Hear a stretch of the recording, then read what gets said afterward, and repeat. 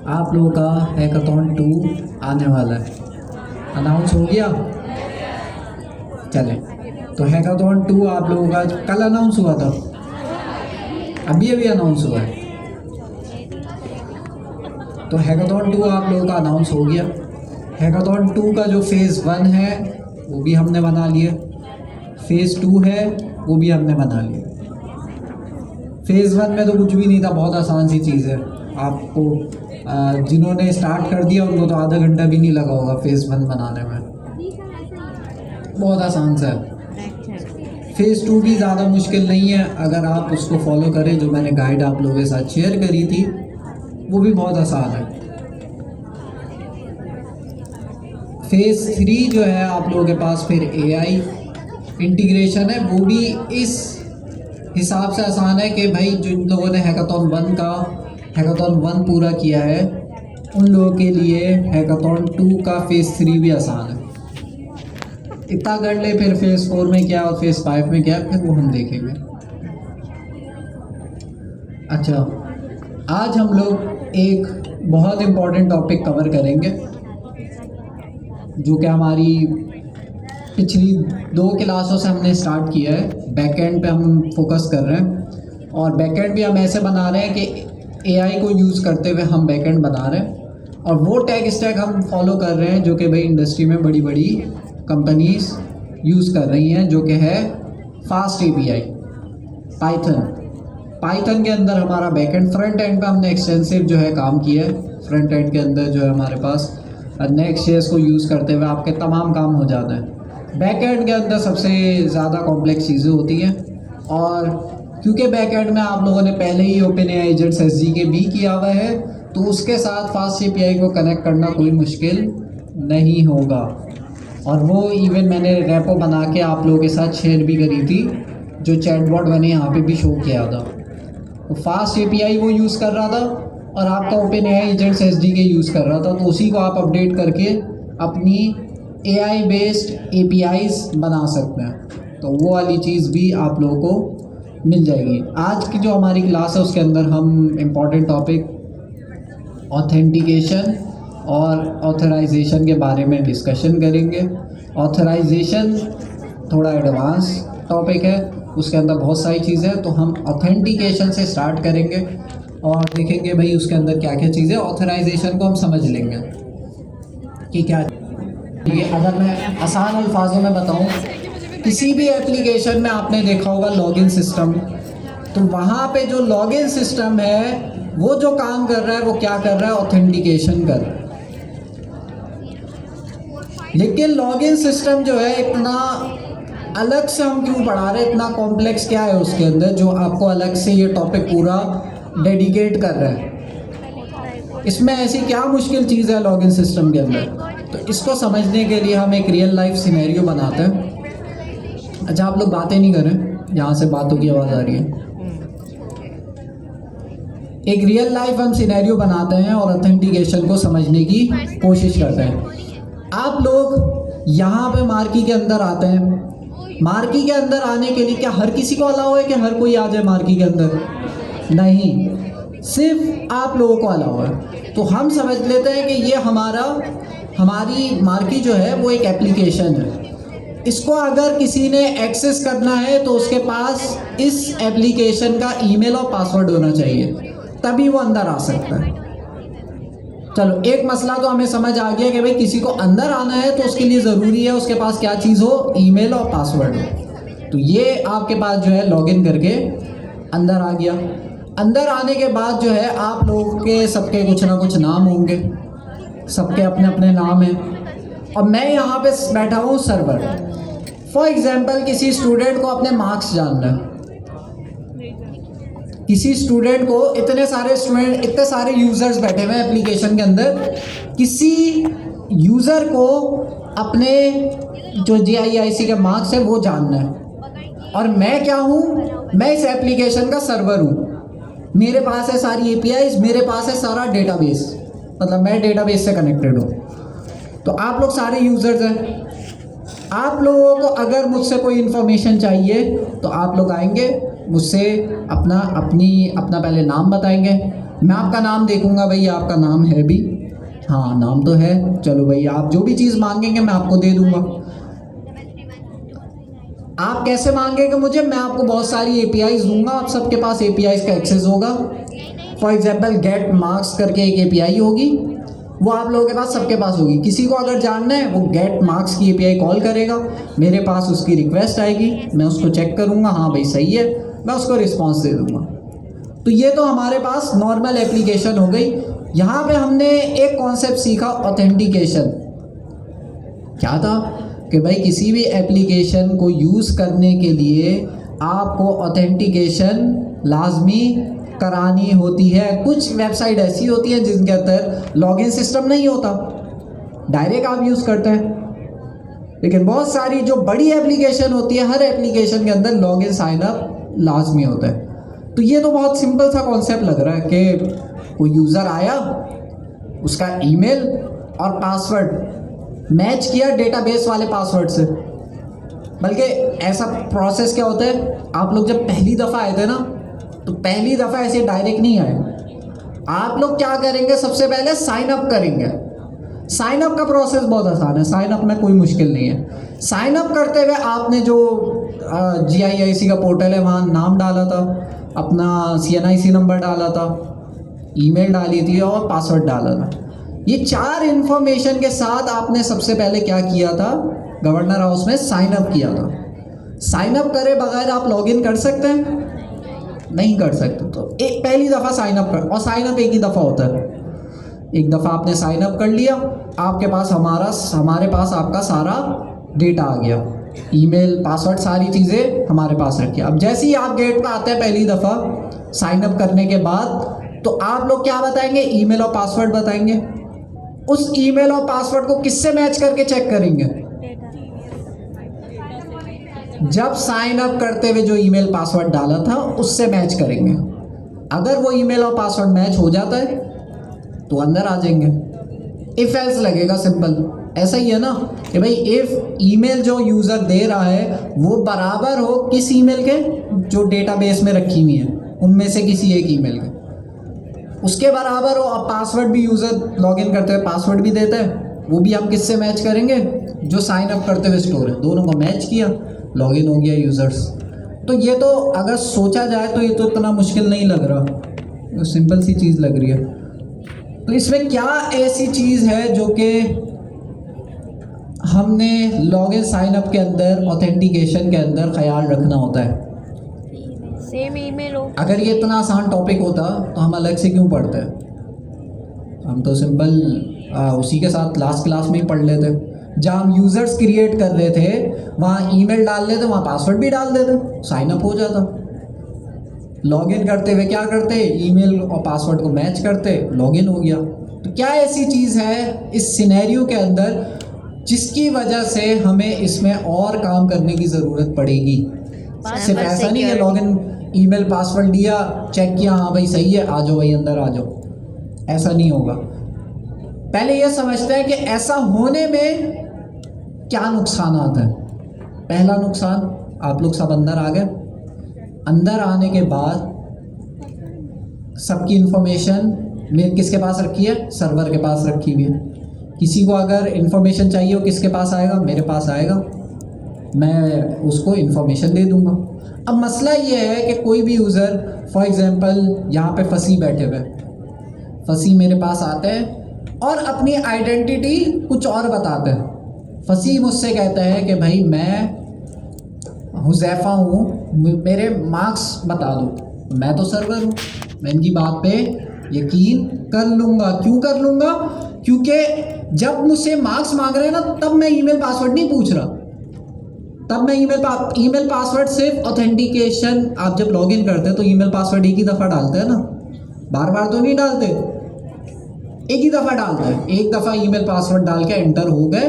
अब यहाँ पे प्रॉब्लम ये शुरू हुई कि फसी आके किसी और का डेटा लेके चले जाएंगे। तो यहाँ पे प्रॉब्लम ये हुई कि भाई डेटा सिक्योर नहीं रहा, कोई भी आ रहा है किसी और का डेटा सर्वर से लेके जा रहा है, सिक्योरिटी यहाँ पे ख़त्म हो गई। अपनी आइडेंटिटी फसी ने चेंज कर ली। हो सकता है फसी कल को जो है कहे कि भाई मैं यहाँ का एडमिन हूँ, सर्वर से आके बोले कि भाई मैं यहाँ का एडमिन हूँ, मुझे ये दूसरे स्टूडेंट पसंद नहीं आ रहे, इनको ड्रॉप आउट कर दो।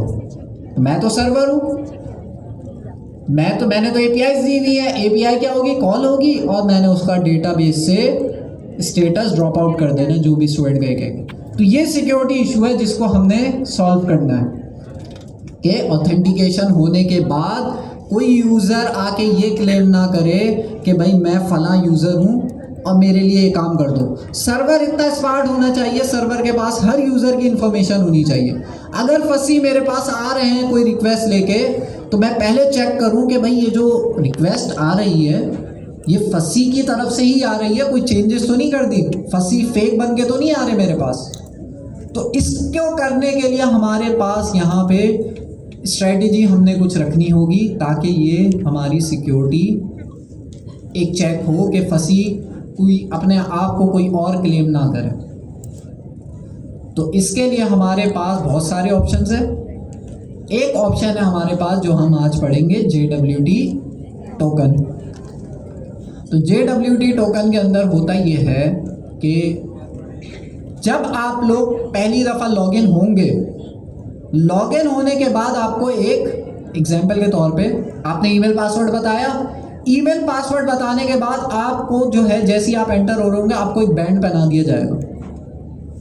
उस बैंड, वो जो बैंड होगा वो इंक्रिप्टेड होगा, जिसका मतलब ये है कि आप उसको चेंज नहीं कर सकते, लेकिन वो आपके साथ रहेगा हमेशा। आप यहाँ पे कोई भी काम करेंगे आपका बैंड आपके साथ रहेगा। अब वो बैंड क्या है, वो बैंड आपके पास एक JWT टोकन है। सिंपल अगर मैं वो एक टोकन है, एक इनक्रिप्टेड बहुत बड़ा सा कीवर्ड है। अभी मेरी स्क्रीन शेयर नहीं हो रही वरना मैं एग्जांपल भी दिखा देता हूँ उसकी। एक इनक्रिप्टेड आपके पास बहुत बड़ा सा टोकन है, तो वो आप समझ लें रियल लाइफ में कि वो रिस्ट बैंड आपके साथ है। हर स्टूडेंट का रिस्ट बैंड क्या होगा, यूनिक होगा, अलग अलग होगा। तो इससे ये फ़ायदा, अच्छा ऐसा नहीं हो सकता कि कोई यूज़र उस रिस्ट बैंड में चेंजेस कर सके। हो सकता है भाई फंसी होशियारी करे, फंसी जो है उसमें कुछ अपना नाम काट के दूसरे का नाम लिखना शुरू कर दे, ये भी हो सकता है ना। लेकिन अगर वो ये कोशिश करेगा पूरा रिस्ट बैंड खराब हो जाएगा। तो यूज़र जो है उस बैंड में कोई चेंजेस नहीं कर सकता और वो उसके साथ रहेगा। अब फंसी जब भी मेरे पास आएंगे या कोई भी यूज़र मेरे पास आएगा कोई भी रिक्वेस्ट लेके, सबसे पहले मैं उनकी क्या चेक करूँगा, रिस्ट बैंड चेक करूँगा कि भाई ये यूज़र जो आ रहा है ये है कौन। उस रिस्ट बैंड को सिर्फ कौन पढ़ सकता है, सर्वर। मैं पढ़ सकता हूँ, क्योंकि वो जो मैंने रिस्ट बैंड बनाया किसने, मैंने बनाया। जब वो लॉगिन कर रहे थे तो मैंने हर किसी को रिस्ट बैंड दिया था, तो मैंने बनाया है। तो उस रिस्ट बैंड को पढ़ भी कौन सकता है, सिर्फ सर्वर, मैं पढ़ सकता हूँ। वो इनक्रिप्टेड होगा, उसको मैं पढ़ सकता हूँ। हाँ, अगर किसी का रिस्ट बैंड किसी और के पास चला गया तो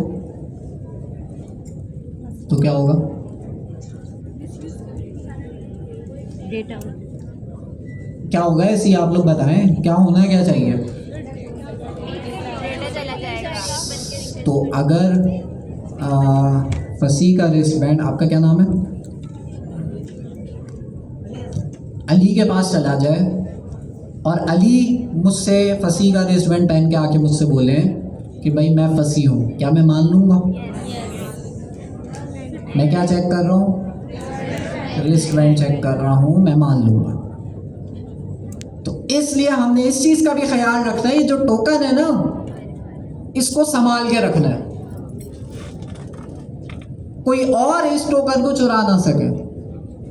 तो ये भी हमने इसका भी ख्याल रखना है। ऐसा ना हो कि भाई अच्छा ये जो रिस्ट बैंड है ये, अगर मैं, आप लोगों ने क्योंकि सबने वेबसाइट्स तो यूज़ करी हुई है, वेबसाइट के अंदर भी ये टोकन कहीं ना कहीं आपका स्टोर होता है। कहाँ स्टोर होगा, .env, बहुत जगहों पे स्टोर हो सकता है, लोकल स्टोरेज पे स्टोर हो सकता है। अभी उसको समझते हैं। अभी उसको समझते हैं, लेकिन ये हमारा कॉन्सेप्ट है JWT टोकन का लॉगिन का। साइन अप बहुत आसान है, साइन अप में कोई मुश्किल चीज़ नहीं है। साइन अप में आपने क्या करना है, डेटा इंसर्ट करना है। डेटा इंसर्ट करना हमने लास्ट क्लास में सीख लिया था कि डेटाबेस में डेटा इंसर्ट कैसे करते हैं। और लॉगिन के अंदर हमने ये सीखा, एक एक्स्ट्रा पार्ट ये है, अच्छा लॉगिन की बहुत सारी स्ट्रेटेजीज हो सकती हैं, ये जो मैंने बताई है सबसे सिंपल वाली बताई है, इसके अंदर भी और सिक्योरिटी लगाई जाती है, लेकिन ये सबसे सिंपल आपको समझ आ गई तो इसके आगे आप इसको और इन्हेंस कर सकते हैं। तो सबसे आसान वाली ये है कि भाई आप कोई भी बंदा लॉगिन कर रहा है तो लॉगिन करते हुए हर बंदे को क्या दिया जाए, रिस्ट बैंड दिया जाए। वो रिस्ट बैंड उस बंदे के साथ रहेगा, जब भी वो बंदा मुझसे आगे कोई चीज़ मांगेगा मैं सबसे पहले रिस्ट बैंड चेक करूँगा। ठीक हो गया। तो वो जो लॉगिन वाला प्रोसेस था वो था ऑथेंटिकेशन। ऑथराइजेशन क्या होगा, रिस्टबैंड। ऑथेंटिकेशन क्या था कि जब आप लॉगिन कर रहे थे प्लेटफॉर्म पे आने के लिए तो प्लेटफॉर्म ने, सिस्टम ने आपको क्या किया, चेक किया कि भाई आप ऑथेंटिकेटेड यूज़र हो या नहीं। अगर हो तो आपको आने देंगे, अगर नहीं हो तो भाई आपको गेट से अंदर नहीं आने देंगे, एप्लीकेशन के अंदर आप नहीं आ सकते। तो ये लॉगिन ऑथेंटिकेशन वाला स्टेप लॉगिन करते हुए ख़त्म हो गया। ऑथराइजेशन वाला, एक सेकंड से लेता हूँ सवाल, ऑथराइजेशन वाला स्टेप क्या होगा, रिस्टबैंड। बिल्कुल। अब यहाँ पे डिफरेंट लोग बैठे हुए हैं, यहाँ फैकल्टी भी बैठी हुई है, एडमिन के लोग भी बैठे हुए हैं, और जो है आपके पास स्टूडेंट्स भी बैठे हुए हैं। सबका अपना अपना रोल है, सबको अपनी अपनी, सबके अलग अलग परमिशन है। फॉर एग्जांपल आपके पास एडमिन के पास परमिशन है कि वो जो है सिस्टम से आप लोगों से रिलेटेड ज़्यादा डेटा कुछ भी मांग सकता है, किसी को ड्रॉप आउट कर सकता है। टीचर के पास क्या परमिशंस है कि वो कंटेंट को चेंज कर सकते हैं अपने लिहाज से। स्टूडेंट्स के पास क्या परमिशंस है कि भाई वो मार्की में घूम सकते हैं। तो सबके अपनी अपनी परमिशंस हैं। अब यहाँ पे अली बैठे हुए, अली मुझसे आके बोले कि भाई मैं एडमिन हूँ, तो मैं क्या करूँगा,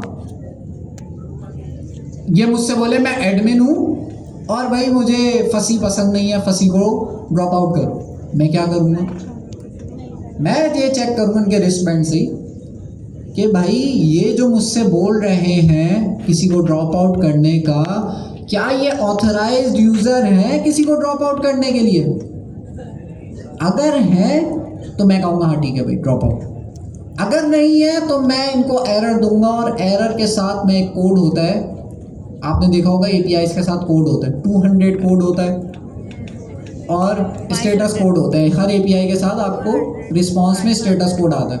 अमूमन आपने 200 देखा होगा, 404 देखा होगा, 404, 500 देखा होगा, 504 देखा होगा। ये जो एरर आता है इसके अंदर 401 या 3 आपके पास अनऑथराइज का एरर कोड आएगा इनके पास, मतलब वो ड्रॉप आउट नहीं कर सकेंगे फंसी। तो ये हमारे पास ऑथराइजेशन कि मैं इनकी जान पहचान कर रहा हूँ कि भाई ये जो मुझसे मेरे पास रिक्वेस्ट ला रहे हैं ये इस रिक्वेस्ट के लिए ऑथराइज्ड यूज़र हैं या नहीं। अगर नहीं है तो मैं नहीं अलाउ करूँगा।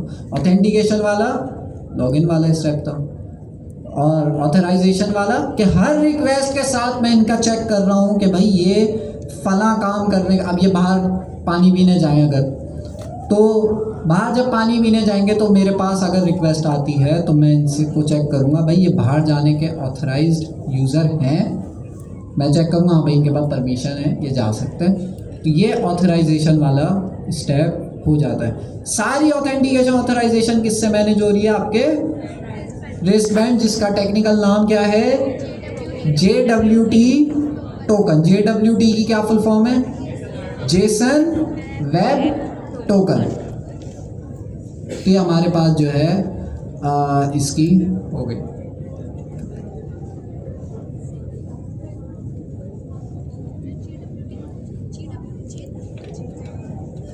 अब स्क्रीन शेयर करने का कल ये हो सकता है कि मैं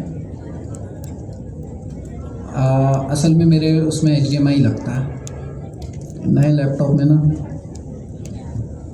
HDMI लगता है।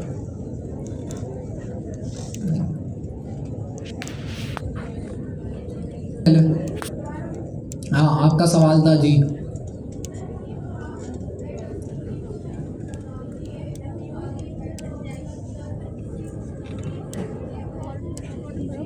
जी, सबके अंदर आप बेटर ऑथ की बात कर लें, क्लर्क के अंदर आप बात कर लें, सबके अंदर JWT टोकन आपको मिलेगा।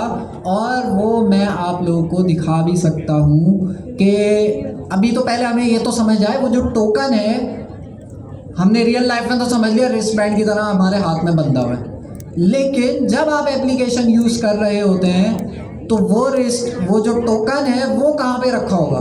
क्या वो टोकन मेरे पास रखा होगा, या टोकन जो यूज़र है हर यूज़र का टोकन उसके अपने पास रखा होगा?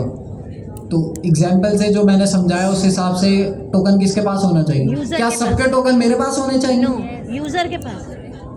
नहीं, हर यूज़र का टोकन उसके अपने पास होगा। अच्छा, ये वाली भी एक स्ट्रेटेजी है जिसके अंदर सबके टोकन मेरे पास होता है, हाँ, लेकिन उसमें जो है प्रोसेस स्लो हो जाता है, उसको हम नहीं देख रहे। हम इस वाली चीज़ को देख रहे हैं, JWT टोकन वाली स्ट्रेटेजी को, जिसके अंदर हमने ये देखा कि हर किसी का रिस्ट बैंड हर किसी का JWT टोकन उसके पास होगा। तो हम अब इसको जो ये इस एग्जाम्पल के साथ समझा, हम एप्लीकेशन के साथ भी समझते हैं। हम गए GIAIC की वेबसाइट पे, हम गए GIAIC के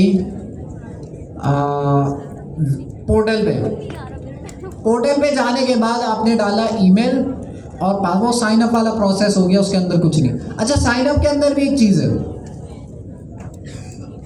जब आप लोग किसी भी प्लेटफॉर्म पे साइन अप करते हैं तो उसके अंदर आप ईमेल और पासवर्ड डालते हैं। तो आपने ऐसी गवर्नर हाउस की एप्लीकेशन में भी ईमेल और पासवर्ड डाला होगा। अब पासवर्ड जो आप डालते हैं वो हमारे पास डेटाबेस में हम एज इट इज स्टोर नहीं करते। ऐसा नहीं करते हम कि भाई ईमेल तो वैसी की वैसी आपके पास डेटाबेस में शो रही होगी। पासवर्ड जो है उसको हम क्या करते हैं? प्राइवेसी हैश करते हैं। अगर हैश नहीं पता, अभी हम समझेंगे हैश क्या मतलब है। सिंपल इनक्रिप्ट कर देता हूँ उसे। इनक्रिप्ट और हैश में क्या फ़र्क है अभी हम समझेंगे। हैशिंग और इनक्रिप्शन दो अलग अलग चीज़ हैं, लेकिन आसान अल्फाजों में आपका जो पासवर्ड जब मैं स्टोर करूँगा ना वो इनक्रिप्टेड फॉर्म में होगा। मतलब अगर किसी ने पासवर्ड स्टोर किया है अली 123, तो मेरे पास डेटाबेस में अली 123 नहीं स्टोर होगा, उसको पहले इनक्रिप्ट किया होगा और मेरे पास उस फॉर्म में शो हो रहा होगा। तो मतलब वो पासवर्ड मैं पढ़ नहीं सकता, वो रैंडम कैरेक्टर्स में लिखा हुआ होगा, मैं पढ़ नहीं पाऊंगा। तो पासवर्ड कभी भी कोई भी प्लेटफॉर्म हो, आपका पासवर्ड ऐसे ही डायरेक्ट स्टोर नहीं करते। उसकी रीज़न क्या है? प्राइवेसी। रीज़न ये है कि इन केस किसी डेटाबेस का यूज़र का ईमेल और पासवर्ड लीक हो गया तो उस केस में सारे यूज़र के ईमेल और पासवर्ड गए, तो किसी से भी लॉगिन कर सकता है। पहला ये सिनेरियो हो गया। दूसरा ये है कि भाई इंटरनल प्लेटफॉर्म के अंदर कोई टीम मेंबर भी चाहकर भी डेटाबेस में जाके किसी यूज़र का ईमेल तो निकाल लेगा, पासवर्ड नहीं निकाल पाएगा। तो ये वाली प्रैक्टिस जो है हर प्लेटफॉर्म यूज़ करता है कि आपका पासवर्ड जो यूज़ होगा वो इनक्रिप्टेड आपके पास स्टोर होगा। अच्छा, आईडी अलग चीज़ है, मैं सिर्फ पासवर्ड की बात कर रहा हूँ। आईडी तो वैसे ही स्टोर होगी, 1 2 3 4 जो हमने लास्ट क्लास में कर रहे थे वैसी होगी।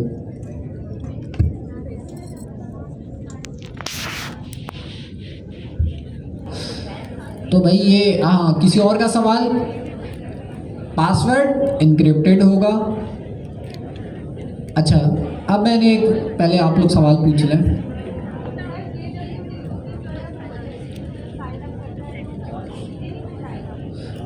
नहीं, उस पर आते हैं कि अभी तक हमने ये डिस्कस नहीं किया वो जो रिस्ट बैंड है वो रखा हुआ कहाँ पर होगा। ये तो पता चल गया भाई हर यूज़र का रिस्ट बैंड उसके अपने पास होगा, लेकिन कहाँ रखा होगा तो वो हम देखेंगे। हाँ ऐसा ही है, अभी हम समझेंगे उसको कहाँ पे रखा होगा। लेकिन यहाँ तक किसी का कोई सवाल? पासवर्ड भी मैंने बता दिया, जो पासवर्ड रखा होगा वो इनक्रिप्टेड फॉर्म में रखा होगा। लेकिन अगर पासवर्ड इनक्रिप्टेड फॉर्म में रखा हुआ है तो क्या मैं उसको एज अ प्लेटफॉर्म मैंने इनक्रिप्ट किया है ना, जिस चीज़ को इनक्रिप्ट किया जा सकता है उसको डिक्रिप्ट नहीं किया जा सकता। किया जा सकता है।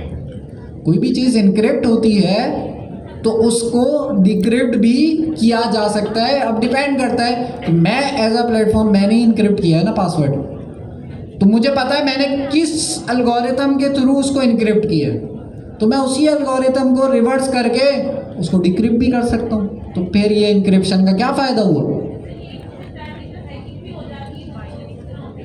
हाँ, तो इसका जो है क्या फ़ायदा हुआ इनक्रिप्शन जो हुई? हैकिंग की तो बहुत सारी वजूहत होती हैं, अभी हम डिस्कस करेंगे, क्योंकि मैंने बता दिया और रिस्क बड़ा इंपॉर्टेंट है। वो आपके हाथ से गया तो मतलब आपका अकाउंट भी फिर कोई और खोल लेगा। तो खैर उसकी सिक्योरिटी के बहुत सारे हमारे पास वो चीज़ है। तो मैंने अभी इनक्रिप्शन पे बात करी कि मैंने पासवर्ड स्टोर किया इनक्रिप्टेड, लेकिन मुझे पता है डिक्रिप्ट कैसे होता है। मैंने वो एल्गोरिथम लगाया, उसको रिवर्स कर दिया, वो डिक्रिप्ट हो गया, मेरे पास पासवर्ड आ गया। ये तो फिर ख़तरनाक बात होगी। तो पासवर्ड के अंदर हम इंक्रिप्शन नहीं करते बल्कि क्या करते हैं? हैशिंग करते हैं। हैशिंग और इंक्रिप्शन में सिर्फ इतना सा डिफरेंस है, इंक्रिप्टेड जो भी चीज़ होती है वो डिक्रिप्ट हो जाती है, मतलब रिवर्स हो सकती है। हैशिंग के अंदर वो रिवर्स नहीं होती। पासवर्ड मेरा इंक्रिप्ट हो गया, पासवर्ड मेरा हैश हो गया, तो वो वापस ओरिजिनल फॉर्म में नहीं आ सकता। तो हैशिंग के अंदर ये वाली चीज़ है कि आपका पासवर्ड एक दफ़ा उस फॉर्म में आ गया तो आप उसको किसी तरह से रिवर्स नहीं कर सकते, वो आपके पास रैंडम कैरेक्टर्स की फॉर्म में ही स्टोर होगा। सवाल हैशिंग और इंक्रिप्शन डिक्रिप्शन में फ़र्क? पासवर्ड की लिमिटेशन तो हम सिंपल APIs पे लगा देंगे और फ्रंट एंड पे लगा देंगे, भाई 8 कैरेक्टर्स होने चाहिए, एक बड़ा कैरेक्टर होना चाहिए। ये वैलिडेशन तो सिंपल सी है, इसमें सर्वर का सच रोल इतना नहीं है, ये तो फ्रंट एंड पे भी लग जाएगी। लेकिन इंक्रिप्शन वाला पार्ट हमने समझा कि हम जब पासवर्ड स्टोर करते हैं तो वो हम हैश करके स्टोर करते हैं। हैश में भी वही होता है, आपके पास रैंडम हो जाता है पासवर्ड, रैंडम कैरेक्टर्स आ जाते हैं, लेकिन उसका ये फ़ायदा है कि वो रिवर्स नहीं हो सकता, मैं चाहकर भी उसे रिवर्स नहीं कर सकता। यहाँ पे सवाल अगर नहीं तो फिर मेरे पास सवाल है बहुत अच्छा जी।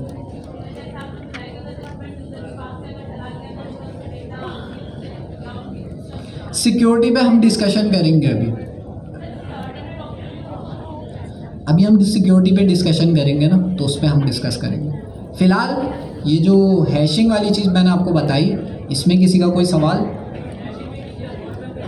एल्गोरिथम के तहत होती होगी, डिफरेंट तरह के एल्गोरिथम्स होते हैं जिसमें मतलब मैं कोई एल्गोरिथम, बेसिकली एल्गोरिथम्स कुछ नहीं होते, आपके पासवर्ड को जो है किस तरह से रैंडम कैरेक्टर्स में वो करना है तो उसके पीछे पूरा एल्गोरिथम्स लिखे होते हैं। तो हर किसी का पासवर्ड रैंडम ही जनरेट होता है, कोई सिस्टम उसको उस कैरेक्टर को गैस नहीं कर सकता। तो वो एल्गोरिथम जितना अच्छा होगा उतना सिक्योर आपका सिस्टम होगा। तो एल्गोरिथम रिवर्स नहीं होगा ना, रिवर्स नहीं होगा। हैशिंग के अंदर यही चीज़ है कि हम ऐसा एल्गोरिथम यूज़ करेंगे कि वो हैश होने के बाद कोई भी कंप्यूटर उसे रिवर्स नहीं कर सकता। बिटकॉइन जो है, आप सबने बिटकॉइन का नाम सुना होगा, उसके अंदर कोर कॉन्सेप्ट ही हैशिंग है। जिस दिन हैशिंग किसी ने क्रैक कर ली, बिटकॉइन आपके पास हैक हो जाएगा। लेकिन उसको हैक करने के लिए आपके पास जो है बहुत हैवी सिस्टम चाहिए, बहुत पावर वाला, जो कि इम्पॉसिबल है करंटली। तो सुपर कंप्यूटर अभी तक आए नहीं है। रहा था कि बिटकॉइन के अंदर भी हैशिंग का कॉन्सेप्ट है, तो हैशिंग बहुत पावरफुल है। जो देखना है ना, वो जो हैश हुए हुए कैरेक्टर्स हैं उनको रिवर्स करना इम्पॉसिबल है करंटली। आगे चल के जब सुपर कंप्यूटर आ जाएंगे तो फिर पता नहीं, लेकिन अभी उसमें टाइम है जी।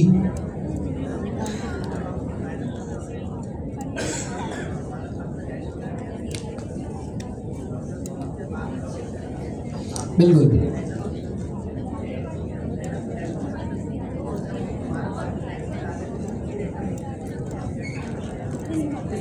बहुत अच्छा सवाल है। और जो है मेरा आप लोगों से ये सवाल था अगला, जो मैं आप लोगों से बोल रहा था कि आप लोगों में से किसी का कोई सवाल हैशिंग से रिलेटेड, कुछ नहीं, आपका पासवर्ड को रैंडम कैरेक्टर्स में कर देगा और ऐसे कैरेक्टर्स होंगे कि उसको रिवर्स नहीं कर पाएगा, मतलब सिक्योर है। अब मेरा सवाल ये है कि आपने साइन अप किया, फसी ने भी यही सवाल आप लोगों से पूछा है। आप लोगों ने साइन अप किया, साइन अप करते हुए आप लोगों ने पासवर्ड डाला। मैंने कहा आपका पासवर्ड मैंने कैसे सेव किया, हैश करके सेव किया, वो रैंडम कैरेक्टर्स में। सवाल ये है कि अब आप लॉगिन करने आए, लॉगिन करते हुए आपने ईमेल डाला, ईमेल तो मैंने मैच कर लिया डेटाबेस में, ईमेल सेम टू सेम था, हाँ भाई ईमेल सही है। पासवर्ड कैसे मैच करूंगा? मेरे पास जो पासवर्ड स्टोर है वो तो हैश्ड है, रैंडम है। अब यूज़र तो अपना वही पासवर्ड देगा ना जो साइन अप करते हुए डाला था। अब यहाँ पे अलग पासवर्ड है, वहाँ पे अलग पासवर्ड आ रहा है, इन दोनों को मैच कैसे करूँगा कि भाई दोनों सेम पासवर्ड है? हैश हुए हुए पासवर्ड को मैं रिवर्स नहीं कर सकता। क्या यूज़र के दिए हुए पासवर्ड को मैं हैश कर सकता हूँ? अगर मैं यूज़र के दिए हुए पासवर्ड को सेम तरीके से हैश करूं जैसे मैंने पहले स्टोर करते हुए किया था, तो दोनों के हैश सेम हो जाएंगे, सेम हो जाएंगे। अगर मेरा पासवर्ड हमजा है और आपका पासवर्ड भी हमजा है, तो दोनों जब डेटाबेस में स्टोर होंगे तो दोनों का हैश जो बनेगा वो सेम होगा। हाँ, क्योंकि हम सिस्टम में एक ही एल्गोरिथम, अब मैं डिफरेंट एल्गोरिथम नहीं यूज़ करूँगा, एक ही एल्गोरिथम यूज़ करूँगा, जिससे क्या होगा, मेरा जो है रैंडम पासवर्ड जो जनरेट होगा वो डेटाबेस में स्टोर हुआ है। यूज़र जब अगली दफ़ा पासवर्ड देगा तो मैं उस पासवर्ड को फिर से हैश करूँगा। हैश होने के बाद दोनों पासवर्ड को क्या करूँगा, मैच करूँगा भाई कि दोनों सेम आ रहे हैं नहीं आ रहे। उस पासवर्ड में अगर एक डॉट की भी चेंजिंग हुई तो जो उसका हैश बनेगा वो कंप्लीटली डिफरेंट बनेगा। ऐसा नहीं होगा कि भाई करीब करीब पासवर्ड है तो करीब करीब हैश बनेगा, नहीं, कंप्लीटली डिफरेंट हैश बनेगा। कैपिटल लेटर वहां से आ रहा है, मेरे पास स्मॉल लेटर में डेटाबेस में स्टोर है, तो वो जब दोनों का हैश बनेगा तो कंप्लीटली डिफरेंट बनेगा। ऐसा नहीं करीब करीब, करीब करीब नहीं, बिल्कुल अलग। सेम पासवर्ड अगर मेरे पास आ रहा है तो उन दोनों पासवर्डों को अगर मैं हैश करता हूँ तो उनका हैशिंग जो वो आपके पास पासवर्ड आएगा वो सेम होगा। तो ये आपके पास देंगे, इसके पीछे पूरी साइंस चल रही होती है। सवाल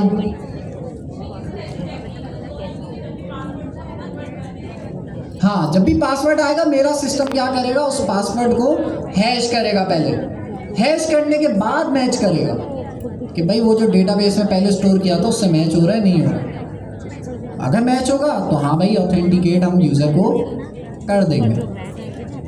जी, सेम पासवर्ड डालते हैं तो सेम हैश आपके पास जनरेट होगा, इसलिए आपको कहा जाता है भाई 1 2 3 पासवर्ड नहीं डालें, स्ट्रॉन्ग पासवर्ड डालें। ये जो सिंपल वाले पासवर्ड होते हैं ना, इनको हैक करना क्यों आसान होता है? इनको हैक करना इसलिए आसान होता है कि हैकर्स क्या करते हैं, उनके पास अगर ईमेल लग गई तो क्या करेंगे, उस ईमेल को अपने सिस्टम में डालेंगे। सिस्टम में डालने के बाद उनके पास ना बहुत सारी लिस्ट होती है कॉमन पासवर्ड की, बहुत बड़ी लिस्ट होती है कॉमन पासवर्ड की। उस ईमेल पे वो सारे पासवर्ड जल्दी जल्दी लगा वो सिस्टम है वो तो 10 सेकंड में कर लेगा, सारे पासवर्ड लगा लगा के चेक करेगा। जो पासवर्ड मैच हुआ बस आपका अकाउंट है। तो किसी भी प्लेटफॉर्म में ऐसा नहीं होता कि भाई आप सिंपल पासवर्ड रखो आपका अकाउंट सिक्योर रहेगा, नहीं, आपको बोला जाता है भाई पासवर्ड सिक्योर रखो, क्योंकि पासवर्ड गया आपका तो फिर आपका अकाउंट कोई भी एक्सेस कर सकते हैं। तो सिक्योरिटी में हमें ये पता चल गया पासवर्ड सिंपल नहीं रखना, क्योंकि पासवर्ड अगर आपने सिंपल रखा, जो हैकर्स हैं उनके पास पहले से सिंपल पासवर्ड की लिस्ट है, वो आपकी ईमेल उठाएंगे, वो सारे पासवर्ड अप्लाई करेंगे उस पर।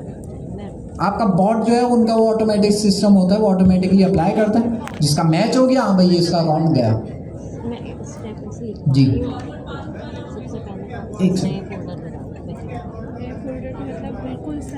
इंक्रिप्शन और हैशिंग में ये फ़र्क है कि इंक्रिप्टेड जो भी आपके पास वैल्यू होती है वो डिक्रिप्ट हो जाती है। मतलब मैं रिवर्स कर सकता हूँ उसे, जो रैंडम कैरेक्टर्स जनरेट हुए हैं ना उसको मैं रिवर्स कर सकता हूँ। हैशिंग के अंदर जो एल्गोरिथम यूज़ हो रहे हैं उसके अंदर आप उसको रिवर्स नहीं करा सकते। सही है, बेस को ओपन किया दोनों में अलग अलग एल्गोरिथम है ना, अब वहाँ उसका अलग है इसका अलग है। तो बहुत सारे एल्गोरिथम्स होते हैं, कुछ पुराने हैं जो कि आपके पास लेस सिक्योर है। अभी जो लेटेस्ट एल्गोरिथम है बिटकॉइन जिस पे चल रहा है उसका नाम है HS 256। तो खैर इसके बहुत सारे नाम हैं, उस पर जाने की ज़रूरत नहीं है। बस आप ये समझे आपको इनक्रिप्ट कर दे जी। जिसने एल्गोरिथम बनाया है नहीं कर सकता, क्योंकि एल्गोरिथम क्या है, वो सिस्टम है। ऐसा नहीं कि उसको डिफाइन किया हुआ है भाई पासवर्ड ऐसे ऐसे जनरेट करना, उसको ऐसे डिज़ाइन किया हुआ है कि वो हर दफ़ा रैंडम जनरेट करेगा। तो इसका ये मतलब नहीं है कि जिसने एल्गोरिथम बनाया है वो जो है उसमें जाएगा, उसको पता है कि भाई जो इससे जनरेट हो रहे हैं वो ईजी हो जाता है। ऐसा नहीं होता। हो गया अच्छा माशा।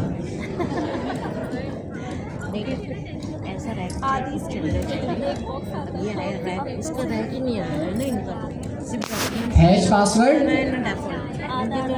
प्लेटफॉर्म। अब ये मैंने किया, यहाँ किया मैंने, फिर ये ट्राई आउट करा मैंने। कौन देख सकता है? नहीं देख सकता ना। हैश हुआ हुआ देख सकता है, लेकिन वो हैश हुआ हुआ पासवर्ड उसके काम का है। देखो मेरे पास जो है आप लोगों के सबके ईमेल और पासवर्ड लिखे हुए हैं, लेकिन सबके पासवर्ड जो है वो हैश्ड फॉर्म में है। सही है, आप सुन रहे हैं, मेरे पास हैश फॉर्म में। क्या मैं उस पासवर्ड को डिक्रिप्ट कर सकता हूँ? नहीं कर सकता। पहला पॉइंट हमें समझ आ गया।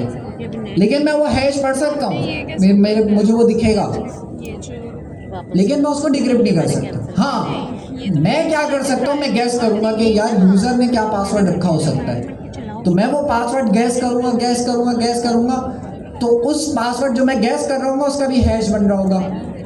मैं मैच करूँगा क्या ये वाला हैश मैच कर रहा है, नहीं मतलब ये पासवर्ड नहीं है। फिर मैं गैस करूँगा, जाहिर है इनफाइनाइट पासवर्ड है, मैं नहीं गैस कर पाऊँगा अगर यूज़र ने अच्छा पासवर्ड रखा है। एल्गोरिथम को सिर्फ इतना पता है कि इसको हैश कैसे करना है, बस उसको वो रिवर्स नहीं कर सकता। ठीक है, करते हैं, उसके अपने मकसद है, उसका अपना काम है। 5 दफ़ा हमें क्या चाहिए होता है, मुझे फॉर एग्जांपल यहाँ पे मैसेज सेंड करना है, ये अली को मैसेज सेंड करना है, मैं चाह रहा हूँ मेरा मैसेज इनक्रिप्टेड फॉर्म में जाए। लेकिन इनक्रिप्टेड कैसे जाए, जब मैं भेज रहा हूँ तो मेरा कोई मैसेज लेके जाएगा ना, जो मेरा मैसेज लेके जा रहा है उसके लिए वो मैसेज क्या हो, इनक्रिप्टेड हो। जब अली के पास पहुँच जाए तो अली उसको डिक्रिप्ट कर सके। तो इस तरह के सिनेरियो के लिए हमें ज़रूरत पड़ती है इनक्रिप्शन डिक्रिप्शन। तो यहाँ 2 वे ज़रूरी है। व्हाट्सएप पे जैसे आपके पास मैसेज आ रहा होता है कि आपका मैसेज इनक्रिप्टेड जाता है, तो इसका मतलब ये नहीं कि आप जिसको मैसेज कर रहे हो उसके पास वो रैंडम कैरेक्टर्स आ रहे हैं, नहीं। जो आपका मैसेज जा रहा है व्हाट्सएप के थ्रू वो पूरा मैसेज इनक्रिप्टेड फॉर्म में जा रहे हैं, जो जब दूसरे यूज़र की डिवाइस पे पहुंचेगा तो डिक्रिप्ट हो जाएगा। मतलब यूज़र को आपका मैसेज नज़र आएगा, बीच में जो मैसेज ट्रैवल कर रहा है सर्वर से उसको अगर कोई बीच में इंटरसेप्ट करके आपके मैसेज को निकालने की कोशिश भी करता है तो उसके पास इनक्रिप्टेड मैसेजेस आएंगे, तो वो मैसेज समझ ही नहीं पाएगा। तो इनक्रिप्शन और डिक्रिप्शन भी काम का है, हैशिंग भी काम का है, फ़र्क इतना है कि उसके यूज़ केसेस अलग है। फॉरगेट पासवर्ड को हम समझेंगे, उसमें कोई इतनी टेक्निकल चीज़ नहीं है। यहाँ तक किसी का कोई सवाल? अजान हो रही है, उसके बाद जो है हम करते हैं कंटिन्यू। बना के रखा हुआ है लॉगिन साइनअप का, JWT टोकन का। एक और कॉन्सेप्ट है रेट लिमिटिंग, लेकिन उससे पहले मेरे पास इसी में कुछ चीज़ें रह गई हैं, वो मैं बता देता हूँ। किसी ने यहाँ पे आके जी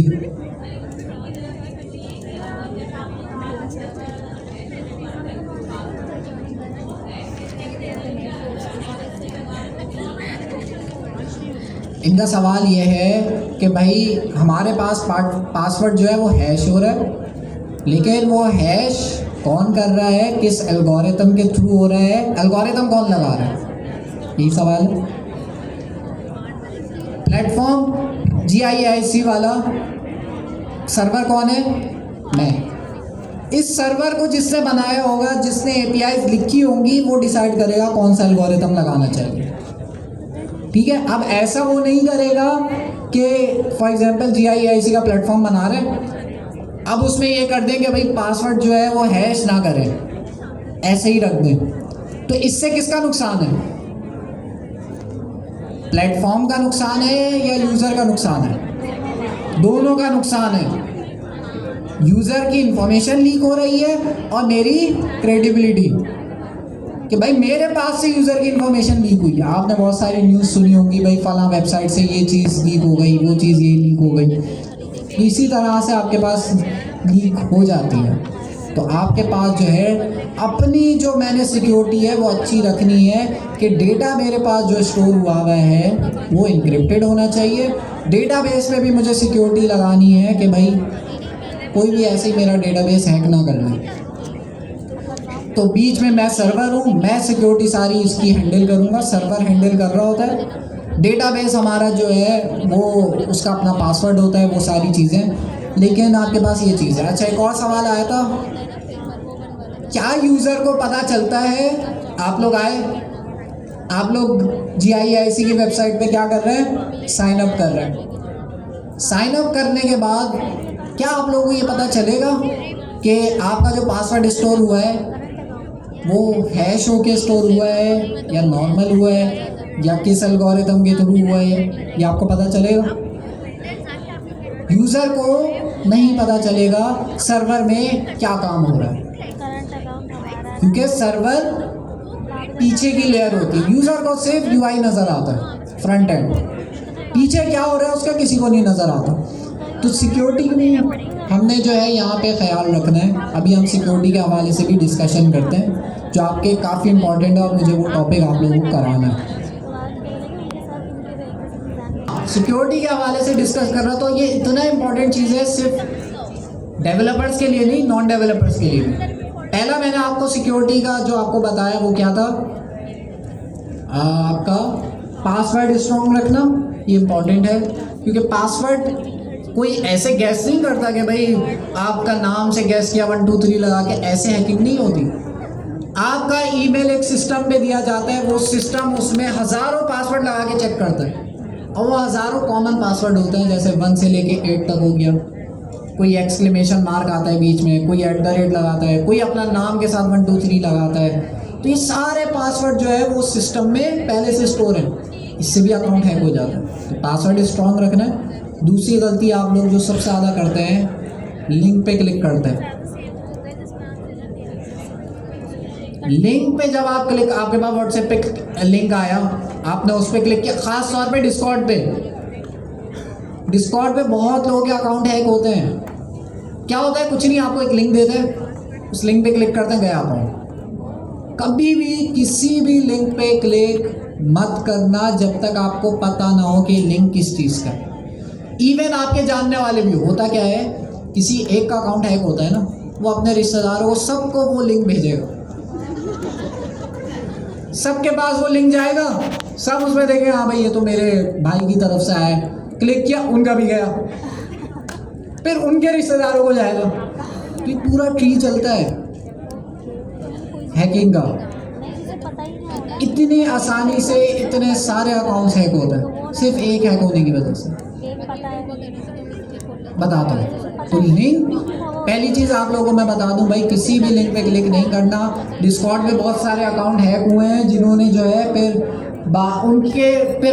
फिर उन्होंने ही दूसरे लिंक सेंड करे सर्वर्स पे। हैक होने के बाद वो भी अपना लिंक डाल देता है। तो वो मुझे पता है कि हैक होता है तभी करता है। तो किसी लिंक पे क्लिक नहीं करना, कुछ भी लिखा हो उस लिंक में क्लिक नहीं करना, पहली चीज़। अच्छा, अब ये हैक कैसे होता है? डिफरेंट चीज़ें होती हैं उसके अंदर, लेकिन एक जो चीज़ है कि वो लिंक आपका टोकन चुरा लेता है। जब आपका टोकन चुरा लिया उसने, तो फिर आपका तो अकाउंट गया, वो जो रेस्ट बैंड है अगर वो चोरी हो गया तो आपका अकाउंट गया। अच्छा, ये जो लिंक वाली चीज़ें हर वेबसाइट पे नहीं चलती, तो इसमें भी सिक्योरिटी लगाई हुई होती है, लेकिन जिस पे चल जाती है लिंक क्लिक करने पे, बाज़ दफ़ा ऐसा भी होता है कि लिंक क्लिक करने पे आपका मोबाइल भी हैक हो जाता है। अब वो कैसे होता है, आजकल तो नए मोबाइल आ रहे हैं, उसमें आईफोन में ख़ास तौर पे तो ये सिक्योरिटीज़ लगी हुई होती हैं, लेकिन वो कैसे हैक होते हैं, जैसे ही आप लिंक पे क्लिक करते हो ना, आपके पास एक एप्लीकेशन खुलती है या कुछ ना कुछ खुलता है। जब वो खुलता है तो आपके बैकग्राउंड में बहुत सारी प्रोसेसिंग स्क्रिप्ट चल रही होती है, जावा स्क्रिप्ट चल रही होती है, जो आपकी मोबाइल की इन्फॉर्मेशन निकाल रही होती है। अब मुझे ज़्यादा डिटेल इसलिए नहीं पता क्योंकि मैंने किया नहीं है, कभी करूँगा तो शेयर करूँगा, लेकिन हो जाता है।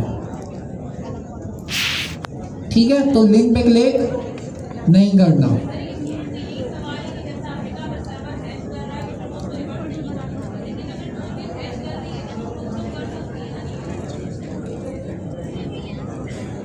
हैश करने के लिए, अच्छा, इनका सवाल ये है कि भाई मैंने फॉर एग्जांपल यहाँ पे किसी ने मेरा प्लेटफॉर्म पे साइन अप किया, मैंने उनका पासवर्ड हैश कर लिया। अब पासवर्ड कौन हैश कर रहा है? मैं। इनका सवाल ये है कि अब मैं हैश कर रहा हूँ जब, तो मैं क्या उसको दोबारा नहीं जनरेट करा सकता? यही सवाल है। नहीं करा सकता, क्योंकि वो जो हैश बना है उसको वापस बनाने के लिए मुझे क्या चाहिए होगा? जो यूज़र ने पासवर्ड लिखा था वो चाहिए होगा। जब तक वो पासवर्ड मुझे नहीं मिलता तब तक मैं वो हैश कभी बना ही नहीं सकता, और वो पासवर्ड सिर्फ यूज़र को पता है। हाँ, मैं गैस कर सकता हूँ, लेकिन अगर अच्छा पासवर्ड रखा तो मैं नहीं कर पाऊँगा। हाँ, तो फिर मैं तो चोरी कर रहा हूँ ना, फिर मैं ऐसे क्यों चोरी कर रहा हूँ? फिर मैं हैशिंग ही हटा देता हूँ, पासवर्ड ही रख लेता हूँ। तो फिर वही चीज़ है कि भाई प्लेटफॉर्म पे डिपेंड करता है। हाँ,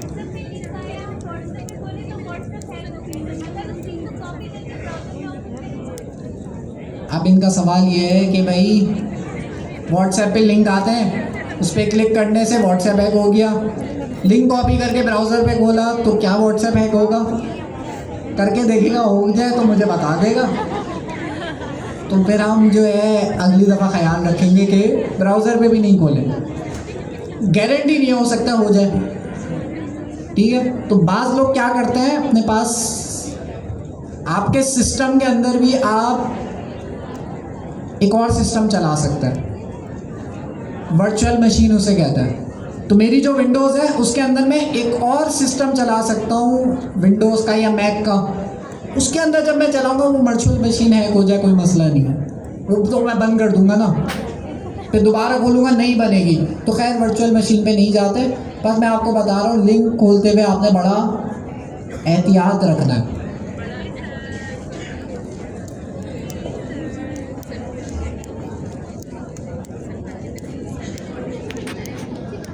अच्छा जी, सवालात आ रहे हैं। लिंक को कैसे वेरीफाई करें कि इसको खोलना चाहिए नहीं खोलना चाहिए? क्लाइंट की तरफ से भी आ सकता है, ऐसा ही है। और एक दफ़ा सरजिया का भी फेसबुक हैक हो गया था इसी वजह से,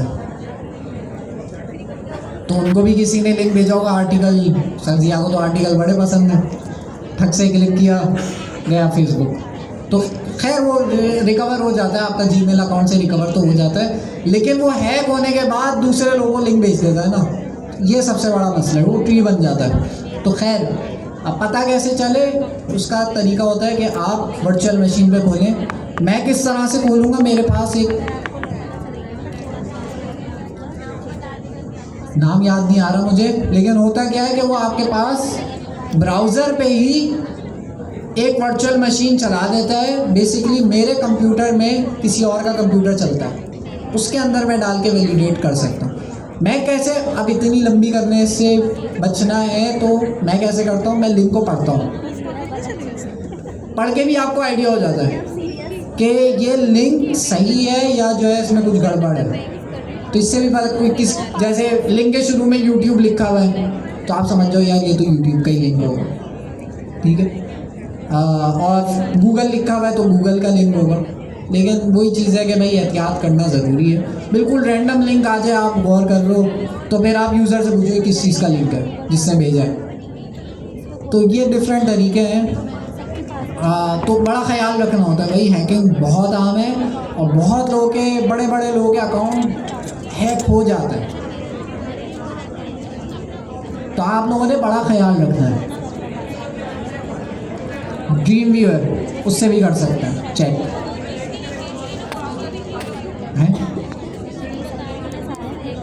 ड्रीम व्यूअर तो वर्चुअल मशीन चलाने के लिए यूज़ होता है मेरे ख्याल से, नहीं मुझे याद नहीं है। ड्रीम व्यूअर 2 नाम आ रहे हैं मेरे दिमाग में, एडिटर। अच्छा, ड्रीम व्यूअर जो है वो VS कोड की तरह एक आईडी है। अब उसमें अगर मैं कोड लिखूंगा तो वो तो मैं VS कोड पे भी लिख सकता हूँ, हैकिंग का कोड। तो खैर हैकिंग नहीं सीख रहे, हैकिंग से बचना सीखना है, ठीक है। और आप लोगों में से कितने ऐसे लोग हैं जिनको किसी ने आके बोला हो यार तुम आईडी हो ना, फेसबुक हैक कर दो इसका। आपने किया हुआ हैक? कैसे किया? हाँ, ये भी बहुत अच्छा तरीका होता है हैकिंग का। इन्होंने क्या किया, फेसबुक जैसा अपना प्लेटफॉर्म बना लिया, मतलब UI में, जिसमें पूरा फेसबुक नहीं बनाया, सिर्फ लॉगिन पेज बना दिया। यूज़र आया, यूज़र ने ईमेल पासवर्ड डाला, सबमिट किया। वो ईमेल पासवर्ड किसके पास आया? इनके पास आया। ये अभी रिसेंटली मिज़ान बैंक के साथ हुआ था। मिज़ान बैंक की एप्लीकेशन का किसी ने क्लोन बनाया और उसका जो URL है मिज़ान का है, मेरे ख्याल से mizanbank.com ऐसा कुछ है। उसका मिज़ान की स्पेलिंग में कुछ 1-2 कैरेक्टर का जो फर्क था, लेकिन सेम वेबसाइट खुल रही थी और वो गूगल पे ऊपर भी आ रही थी। कोई मिज़ान सर्च कर रहा था ना, ऊपर आ रही थी वेबसाइट। तभी आप कभी भी मिज़ान बैंक की वेबसाइट खोलो ना, सबसे पहले एक पॉपअप आता है कि भाई ये हमारी ऑफिशियल वेबसाइट है, इसके अलावा कोई और वेबसाइट ना यूज़ कर। तो लोगों ने वहाँ पे जाके खुशी से ईमेल पासवर्ड डाला, अकाउंट गया। बहुत सारे प्लेटफॉर्म पे हो सकता है कि भाई आपने ये भी देखना है, जो आप वेबसाइट खोल रहे हैं उसकी जैसी वही वेबसाइट हो, उसका डोमेन अच्छी तरह से पढ़ लें। एक करेक्टर भी गलत हुआ ना तो समझ जाए भाई ये फेक वेबसाइट है। google.com ने क्या किया हुआ है, उसके आसपास जितने भी डोमेन है वो सारे खरीदे हुए। आप गूगल की स्पेलिंग में कुछ गलती करके लिखें, मिलता जुलता कुछ लिख दे, तब भी गूगल ही खुलेगा। उन्होंने आसपास वाले सारे डोमेन ले लिया। तो आप, हर कोई तो नहीं कर सकता ऐसा। तो आप लोगों ने भाई ये ख्याल रखना है कि अकाउंट गया तो फिर बहुत सारी इन्फॉर्मेशन चली जाएगी, ठीक है। किसी और का कोई सवाल? वाईफाई जो होता है उसको यूज़ करने से मना क्यों किया जाता है? पता नहीं। वाईफाई से कैसे हैकिंग होती है? हाँ जी, दोबारा बताएं। इनकॉग्निटो टैब जो होते हैं, हाँ सेम विंडो यूज़ करते हैं, अलग सेम विंडो यूज़ करते हैं ना। इनकॉग्निटो आपने देखा होगा, इनकॉग्निटो आपके ब्राउज़र में एक मोड होता है, उसको भी समझता है। तो यहाँ तक किसी का कोई सवाल? हमें ये चीज़ समझनी है अभी भी कि वो रिस्ट बैंड कहाँ स्टोर हो रहा है, तो वो वहाँ पे इनकॉग्निटो वाला भी आ जाएगा सिनेरियो। जी, बहन का तो बहन क्यों नहीं पूछ रही, वो रैन का सवाल है। अच्छा जी,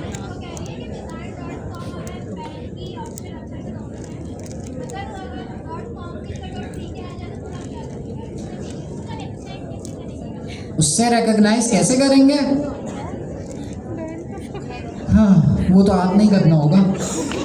अब ऐसे पता थोड़ी चलेगा, सेम टू सेम वेबसाइट है। बताता हूँ मुझे चार्जर लगा था ये राउटर वाला पब्लिक वाईफाई। देखिए, पब्लिक वाईफाई जब हैक होता है ना तो कुछ भी नहीं हैक होता, आपका वाईफाई का जो राउटर होता है ना वो हैक हो जाता है। आपकी डिवाइस को एक्सेस नहीं कर सकता, लेकिन राउटर के थ्रू जो भी डेटा आ रहा है और जा रहा है ना वो सब एक्सेस कर सकता है। जो भी नेटवर्क के अंदर जो भी डेटा फ्लो हो रहा है, जैसे आपने फेसबुक मिज़ान की ऐप के अंदर जाके साइन इन किया, अपना ईमेल पासवर्ड डाला वहाँ पे, तो वो जो जब डेटा फ्लो होगा ना तो वो डेटा उस हैकर के पास जाएगा। सो डैट इज़ वाई जब हम इंक्रिप्शन करते हैं तो हम उस चीज़ से बच जाते हैं। सो हमें ये सारी चीज़ें जितनी भी हैं इन सब चीज़ों को इंक्रिप्टेड रखना है। हाँ, नुकसान उस बंदे का हो सकता है जो कि उस नेटवर्क के ऊपर बैठा हो और अपना कोई ऐसा डेटा जो है किसी को मैसेज के अंदर भेज दे, व्हाट्सएप कर रहा है अपने दोस्त को कि अपना ईमेल पासवर्ड बता दिया, और अगर व्हाट्सएप का डेटा प्रॉपरली इंक्रिप्टेड नहीं हुआ तो फिर उसके पास वो आपका ईमेल पासवर्ड चला जाएगा। व्हाट्सएप होती है लेकिन कोई ऐसा प्लेटफॉर्म जहाँ पे जो कि प्रॉपरली इंक्रिप्शन प्रोवाइड नहीं कर रहा आपको, तो फिर वहाँ पर आपके लिए इशू हो सकता है सिक्योरिटी वाइज।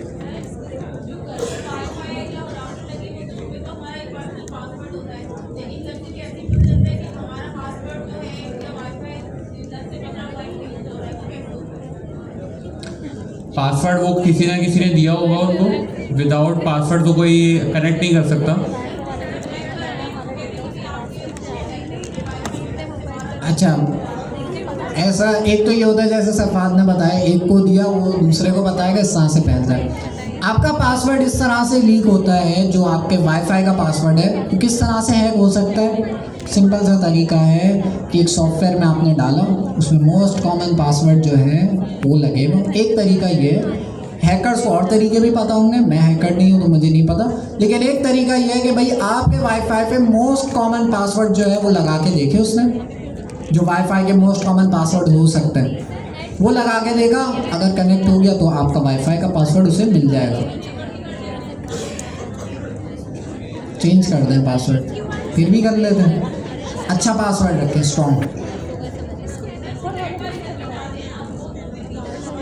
नहीं, आप लोग चेंज कर सकते हो, उनका प्लेटफॉर्म होता है उससे आप लोग चेंज कर सकते हो। उनसे पूछे ना वाईफाई वाले से, कुछ कहना है आपने? देखिए ये होता है ब्रूट फोर्स अटैक।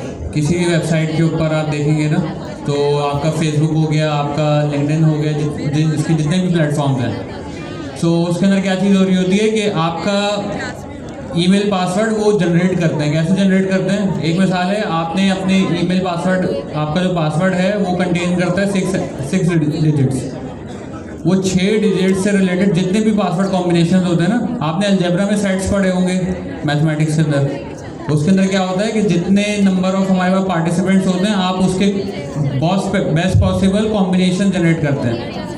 सो इसके अंदर भी बेस्ट पॉसिबल पासवर्ड जनरेट किए जाते हैं जितने भी डिजिट्स हों। सो अगर आपको इस चीज़ से सेव रहना है कि कोई आपका पासवर्ड गैस ना कर सके, सो मिनिमम टू मिनिमम वो एक नंबर है, कोई 16 तक का एक नंबर है, जहाँ पे अगर आपके पासवर्ड में 16 कैरेक्टर्स हैं या मोर देन 8 कैरेक्टर्स हैं तो बहुत मुश्किल होता है आपके पासवर्ड को क्या नाम है गैस करना।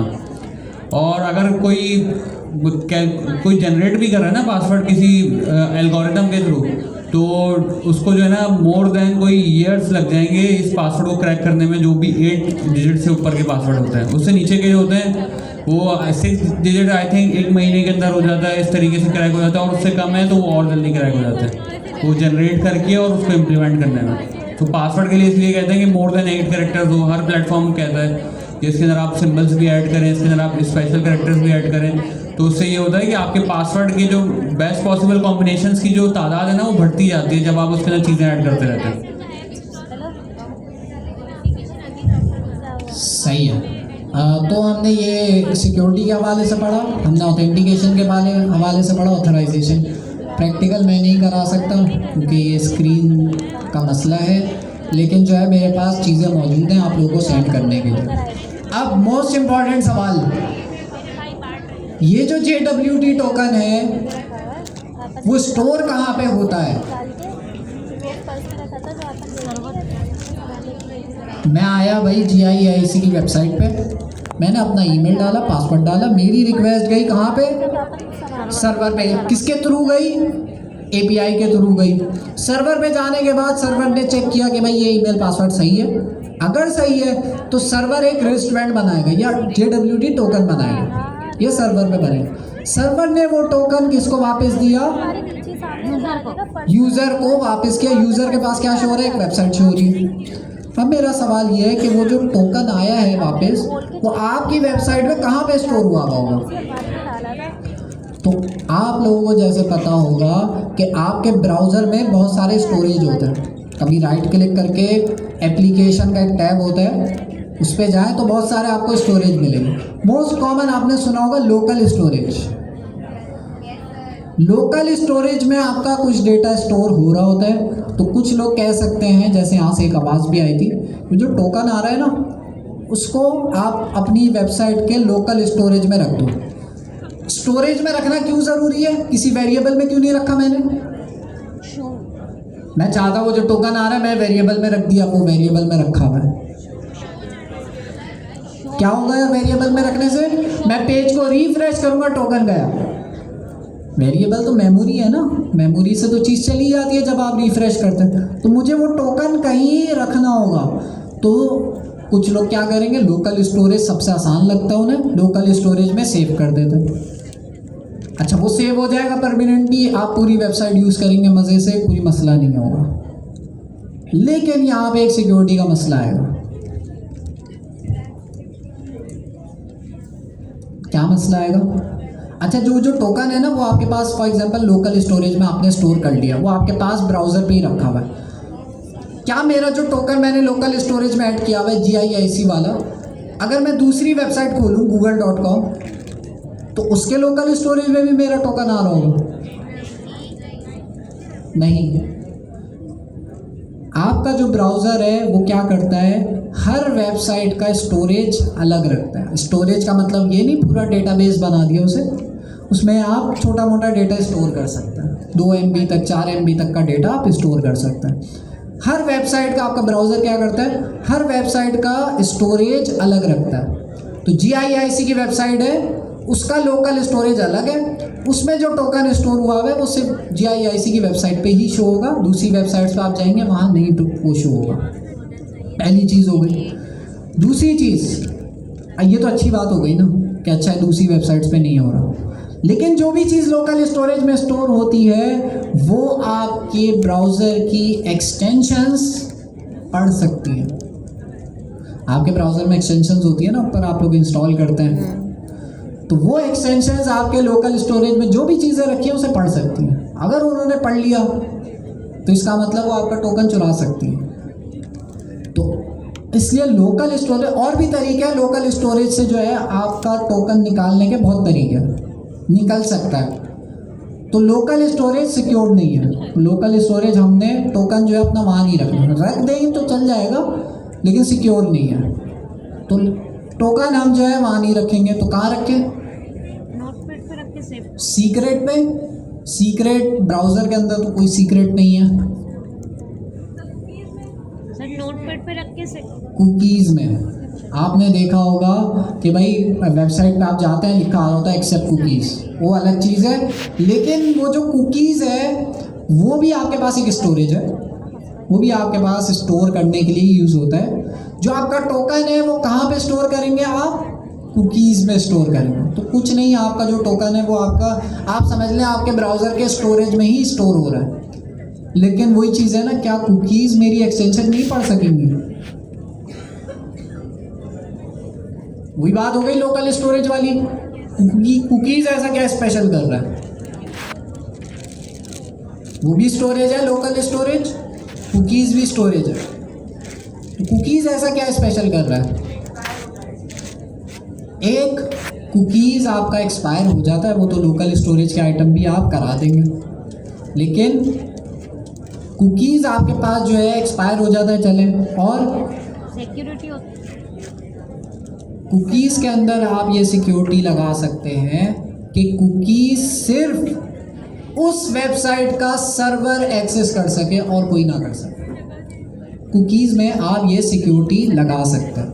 अच्छा, आप देख सकते हैं अपने कुकी को, आप राइट क्लिक करेंगे आपको अपना कुकी नज़र आ रहा होगा।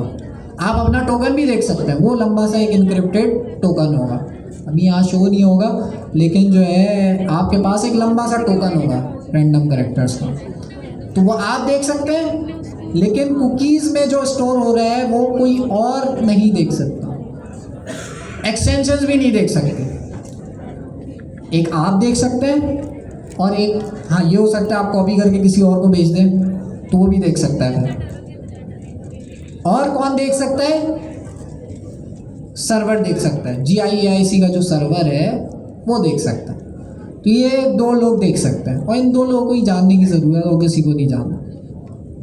तभी आपने नोट किया होगा कि जब आप कोई वेबसाइट खोलते हैं उसमें लॉगिन करते हैं और फिर उसको बंद कर देते हैं, अगले दिन फिर आके खोलते हैं तो वो वेबसाइट पहले से लॉगिन हुई होती है। क्यों? वो जो आपका टोकन है वो कहाँ पे स्टोर हुआ होता है? आपके कुकीज़ में सेव हुआ होता है।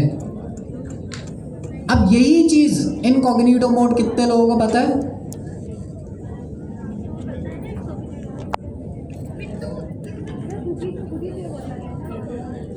हाँ, खुद ही सेव हो जाता है। इनकॉग्निटो मोड के अंदर क्या होता है कि आपके पास जो है कुकीज़ सेव नहीं होते। मतलब इसका ये है कि अगर आप इनकॉग्निटो मोड में किसी वेबसाइट पे लॉगिन करें और उसको फिर बंद कर दें, दोबारा खोलें तो फिर से लॉगिन करना पड़ेगा। कुकीज़ सेव नहीं होते। इनकॉग्निटो मोड तब आप यूज़ करते हैं जब आप चाहते हैं कि मेरा डेटा जो है, फॉर एग्जांपल मैं किसी और के कंप्यूटर में अपना काम करना चाह रहा हूँ, तो मैं चाहता हूँ कि भाई मैं जो भी काम करूँ ब्राउज़र का वो उसके कंप्यूटर में सेव ना रहे, तो मैं इनकॉग्निटो मोड में काम करूँगा ताकि जो है वो मैं यूज़ करूँ। जब मैं इनकॉग्निटो मोड बंद करूँगा तो जितना भी मैंने काम किया था वो सारा ख़त्म हो जाएगा उसके कंप्यूटर से। तो ब्राउज़र के अंदर मैंने देखा बहुत सारे लोगों को नहीं पता इनकॉग्निटो मोड के बारे में, तो जिनको नहीं पता अच्छी बात है, उनको और कम पढ़ने की ज़रूरत पड़ेगी। तो आपके पास जो है इनकॉग्निटो मोड हो गया। सिक्योरिटी हमने देख ली। JWT टोकन कहाँ स्टोर होता है? कुकीज़ में। कुकीज़ क्या है? आपके ब्राउज़र का स्टोरेज। तो ये आपके पास कुकीज़ हो गया। अब जल्दी से हम क्या करते हैं, क्विज़ ले लेते हैं आप लोगों का। अभी किसी का कोई सवाल है? हाँ, एक सवाल आया। किसी ने इससे पहले बोला था कुकी एक्सपायर हो जाता है, अभी किसी ने सवाल पूछा कितने टाइम बाद एक्सपायर होता है। अच्छा, एक और सिक्योरिटी यहाँ पे लगी हुई होती है। अगर मैं आपको एक ही रिस्टबैंड दे दूँ ना हर क्लास के लिए, तो मसला क्या होगा, कभी ना कभी आपसे वो रिस्टबैंड गुम हो जाएगा या किसी के हाथ लग जाएगा। क्या हो कि मैं हर 30 मिनट बाद आपका रिस्टबैंड चेंज करूँ, तो ये ज़्यादा सिक्योरिटी रहेगी ना। हर 30 मिनट बाद मैं आपका आके रिस्टबैंड चेंज करूं, ताकि अगर इन केस पुराना वाला लीक भी हो जाए तो किसी काम का नहीं। जो पुराना हुआ वो एक्सपायर हो जाएगा, जो नया वाला होगा वो वैलिड होगा। तो ये ज़्यादा सिक्योरिटी होती है, तो ये भी हम इम्प्लीमेंट करते हैं। होता कुछ नहीं है इसके अंदर। आप जब प्लेटफॉर्म यूज़ कर रहे होते हैं तो आपका प्लेटफॉर्म ऑटोमेटिकली वो टोकन जो है कुछ टाइम बाद उसको एक्सपायर कर देता है और नया टोकन उसकी जगह पे जनरेट कर देता है, आपको पता भी नहीं लगता। बाज़ दफ़ा क्या होता है कि आपने फॉर एग्जांपल फेसबुक खोला, ऐसा हुआ हो शायद आप लोगों के साथ। फेसबुक आप लोगों ने लॉगिन किया, फेसबुक खुला हुआ है आपके पास, आप ऐसे ही दूसरे टैब घूमने गए, थोड़ी देर बाद आप फेसबुक पे वापस आए, फेसबुक लॉग आउट हुआ है। फेसबुक खुद ही लॉग आउट हो गया। कैसे लॉग आउट हो गया? उसका टोकन जो है वो एक्सपायर हो चुका था। तो फेसबुक ने क्या किया, आपसे कहा दोबारा लॉगिन करें, आपको दोबारा टोकन मिल जाएगा। तो ये सिक्योरिटीज़ लगी हुई होती हैं ताकि आपका जो है टोकन लीक भी हो जाए तो वो एक्सपायर हो जाए 30 मिनट बाद। तो हैकर को क्या करना पड़ेगा हर 30 मिनट बाद, कि जितना फ्रीक्वेंट रखेंगे, कुछ 5 मिनट भी रखते हैं, 15 मिनट भी रखते हैं, 1 मिनट भी रखता है, हर 1 मिनट बाद एक्सपायर हो जाए। अरे भाई मुबारक हो। तो हर 1 मिनट बाद आपकी मर्जी है, आप जितने टाइम बाद एक्सपायर कराना चाह रहे हो। आप चाह रहे हो एक्सपायर ना भी हो तो वो नहीं होगा जी। वहाँ पे बैठने वालों की उसमें कुकी नहीं होती, कुकी सिर्फ ब्राउज़र में होती है, ठीक है। उसमें आपके पास जो टोकन है वो, अच्छा वो आप कनेक्ट करने की बात कर रहे हैं, हाँ वो भी यही सीन है, वो भी JWT टोकन ही होता है। चलें ये चल गया तो मैं अपना कनेक्ट करता हूँ और जल्दी से मैं आपको यहाँ पे चीज़ें दिखाता हूँ जो मैं आप लोगों के लिए बना के लाया था।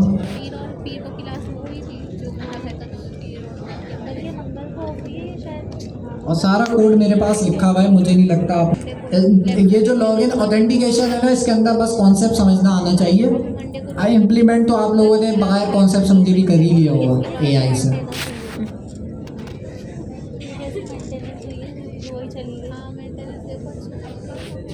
अच्छा जी, तो मैंने जो आप लोगों के लिए बनाया था वो मैंने ये जुबैर भाई ये फुल स्क्रीन कर देगा वहाँ से। तो ये जो मैंने पूरा ट्यूटोरियल, इसमें 6 मॉड्यूल्स हैं जो मैंने टेस्ट नहीं करे, मैंने 5 तक देखा था इसे। तो है क्या, एक सिंपल सी एक फास्ट एपीआई ही यूज़ होगी, उसके अंदर हमने ऑथेंटिकेशन सीखनी थी। तो उसके अंदर पहला टॉपिक था यूवी की इंस्टॉलेशन, यूवी का प्रोजेक्ट वगैरह बनाना और इसकी इंस्टॉलेशन। दूसरा टॉपिक था हैशिंग को समझना कि हैशिंग कैसे होती है। अगर मेरे पास यहाँ पे कुछ हैश हुआ मिले तो मैं आपको दिखा भी देता हूँ। अच्छा, यहाँ पे वही सारे फ़ायदे लिखे जो मैं आपको बता चुका हूँ। ये क्या यूज़र क्या करता है, पासवर्ड देता है, आपका बैकएंड जो है उसके अंदर एक कुछ ना कोई आप जो है फंक्शन लिखते हैं, कुछ ना कुछ आपका पाइथन का कोड होगा। वो क्या करेगा, उस पासवर्ड को लेगा, इनक्रिप्ट करेगा और पासवर्ड फिर इस तरह का हो जाएगा, हैश हुआ। इनक्रिप्ट मैं वर्ड यूज़ नहीं करूँगा, मैं हैश वर्ड यूज़ करूँगा, तो हैश वो कर देगा। ठीक है, तो अब ये पासवर्ड जो है आप रिवर्स नहीं कर सकते। आप ये जो इनक्रिप्ट, ये जो हैश हुआ आउटपुट है, इसको वापस रिवर्स करके पासवर्ड नहीं निकाल सकते इसमें से। अगर निकालने जाए तो उसके लिए आपको भाई सुपर कंप्यूटर्स चाहिए होंगे, जो कि अभी है नहीं। ठीक है, हाँ, तो ये आप रिवर्स नहीं कर सकते। मेकिंग तो अगेन हैश को जो डिक्रिप्ट करना है वो बहुत मुश्किल है इनके एल्गोरिथम्स की वजह से, तो बहुत मुश्किल है। और इन केस मतलब एक तो आपने पासवर्ड मुश्किल रखा हुआ है, ऊपर से अगर कोई कोशिश करता है तो डिपेंड करता है आपके पास कौन सा एल्गोरिथम रखा हुआ है, वो हैक नहीं हो पाएगा, इम्पॉसिबल आप समझ लें। तो भाई हर पासवर्ड का नया हैश होता है। अगर मैंने पासवर्ड रखा है हमजा 123 और किसी और ने भी सेम पासवर्ड रखा है हमजा 123, तो हम दोनों का जो हैश बनेगा डेटाबेस के अंदर वो सेम बनेगा, सेम हैश होगा।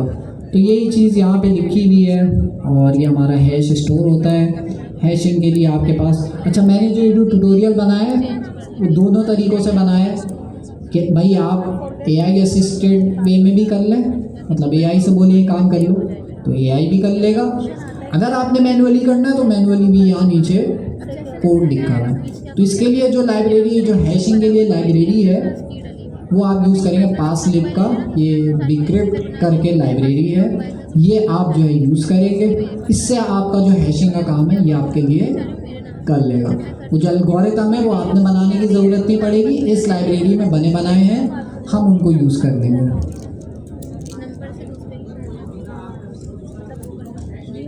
दोनों का हैशिंग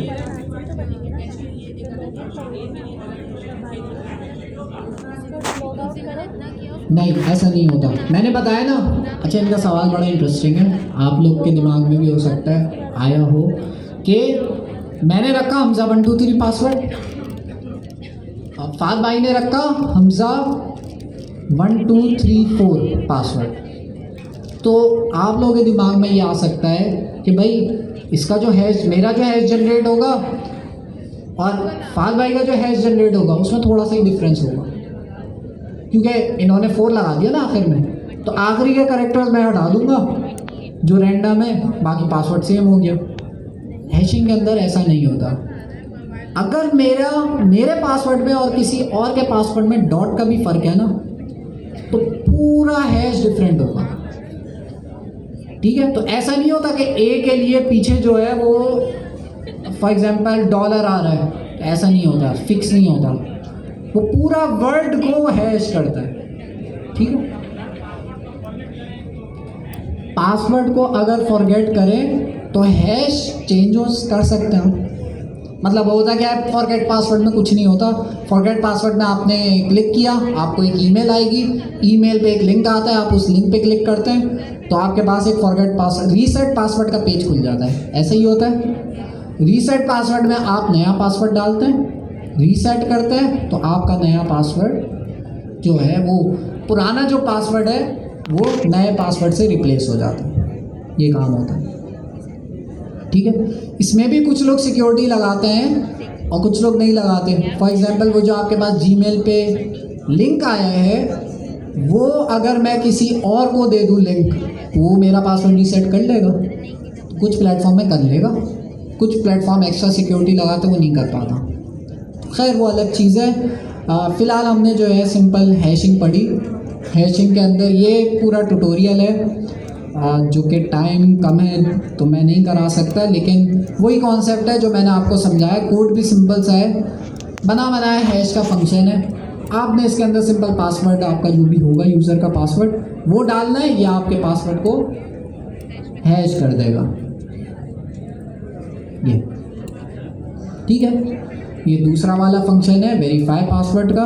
ये चेक करता है कि भाई हैश हुआ हुआ पासवर्ड जो है वो वही वाली चीज़ है। जब यूज़र आएगा वो तो प्लेन पासवर्ड देगा ना, तो प्लेन पासवर्ड को वेरीफाई करना है मुझे हैश हुए हुए पासवर्ड से, तो उसका भी इन्होंने बना बनाया फंक्शन दिया हुआ है वेरीफाई का। तो ये वेरीफाई का फंक्शन क्या करेगा, यूज़र का प्लेन पासवर्ड लेगा, बैकग्राउंड में उसको भी हैश करेगा, लेकिन वो आपको नज़र नहीं आ रहा, ये फंक्शन खुद ही कर लेगा। तो इसको हमने दोनों पासवर्ड दिए, या आपको बता देगा कि भाई सही पासवर्ड यूज़र ने दिया है या नहीं दिया। तो ये भाई हैशिंग का हो गया। JWT टोकन का हमने डिस्कस किया। अच्छा, मैं आपको दिखा रहा था JWT टोकन, वही रिस्ट बैंड से आप लोग याद रखना कि यूनिक होता है। दिखता किस तरह से वो भी दिखा देता हूँ। ये रहा,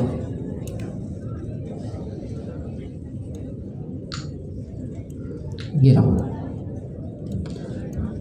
तो ये इस तरह से पूरा इनक्रिप्टेड आपके पास क्या होता है, JWT टोकन होता है।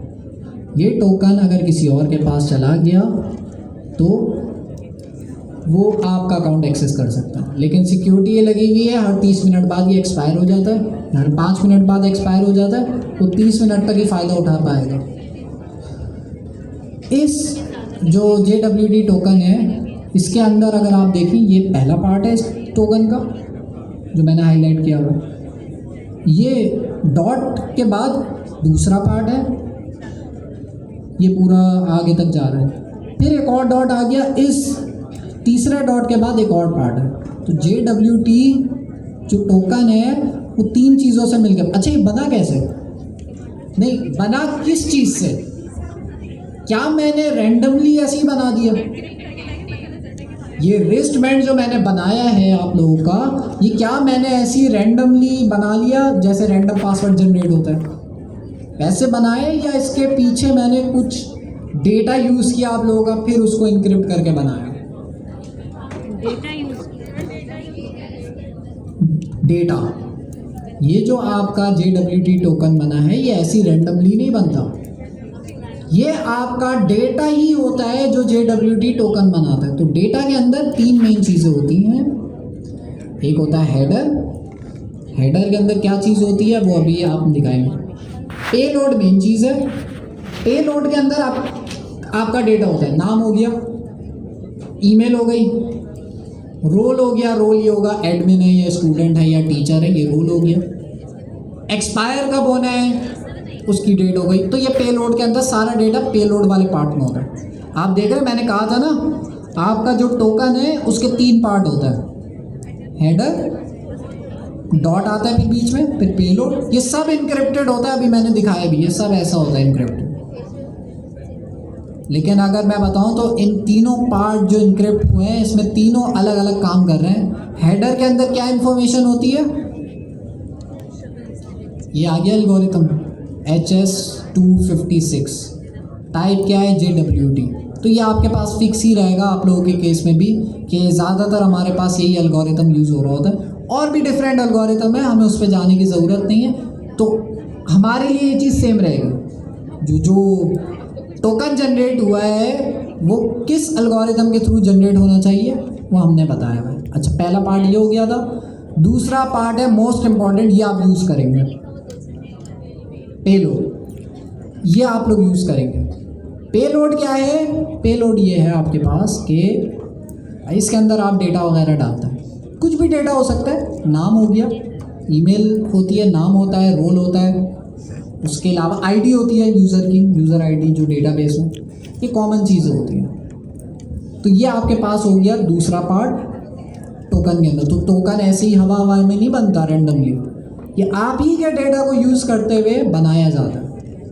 तीसरी चीज़ जो आपके पास होती है ये होती है सिग्नेचर। सिग्नेचर 2-3 चीज़ों से मिलके बनता है, जिसमें से एक चीज़ जो आपके पास है वो है सीक्रेट की। जो टोकन बनाया, अगर मैं ऊपर की 2 चीज़ों से टोकन बनाने लग जाऊं तो ऐसा टोकन तो कोई और भी बना ले। तो मुझे ऐसा टोकन बनाना है कि अगर उस टोकन में कोई छेड़खानी करे तो वो टोकन चले ही ना। तो ऐसा टोकन बनाने के लिए हमारे पास टोकन का थर्ड पार्ट बड़ा इंपॉर्टेंट है। इसके अंदर हम एक चीज़ पास करते हैं, सीक्रेट की। ये सीक्रेट की सिर्फ मुझे पता होगी, किसी को नहीं पता होगी, और ये मैं एनवायरनमेंट वेरिएबल में रखूँगा। ये सीक्रेट की ही यूज़ होगी मेरे पूरे जो मेरा पूरा डेटा है उसको, और ये जो हेडर्स है इनको JWT टोकन बनाने में। तो ये सीक्रेट की यूनिक होगी हर प्लेटफॉर्म की। तो ये आप एनवायरनमेंट वेरिएबल में आप ऐड करेंगे और बस इससे आपका टोकन बन जाएगा। तो और सर्वर जनरेट नहीं करेगा, ये जो सीक्रेट की है ना, ये मैं एक दफ़ा अपनी जनरेट कराऊंगा। जैसे हम कई बार अकाउंट बनाते हैं तो हम अपना, जैसे वाईफाई की एग्जांपल है, वाईफाई में हम अपना पासवर्ड रखती हैं, वैसे ही मैंने अपने टोकन बनाने के लिए अपना एक पासवर्ड रख दिया कि भाई ये पासवर्ड होगा तो मेरे सिस्टम के टोकन बनेंगे। अगर ये पासवर्ड नहीं है तो कोई और ऐसा नहीं अपना टोकन बना ले मेरे सिस्टम के लिए। तो ये एक ऐसी चाबी है जो कि सर्वर इस चाबी को यूज़ करते हुए टोकन्स बनाएगा। ये कीम सिर्फ मुझे पता होगी, ठीक है जी। सर अगर हमारा रिस्टबैंड किसी के पास गया है, उसने यूज़ किया, आप एक सेकंड पहले इनका सवाल ले लूँ जी।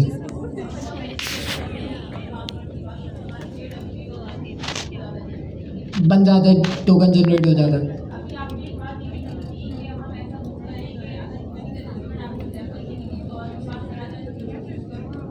बिल्कुल ख़त्म हो जाएगी।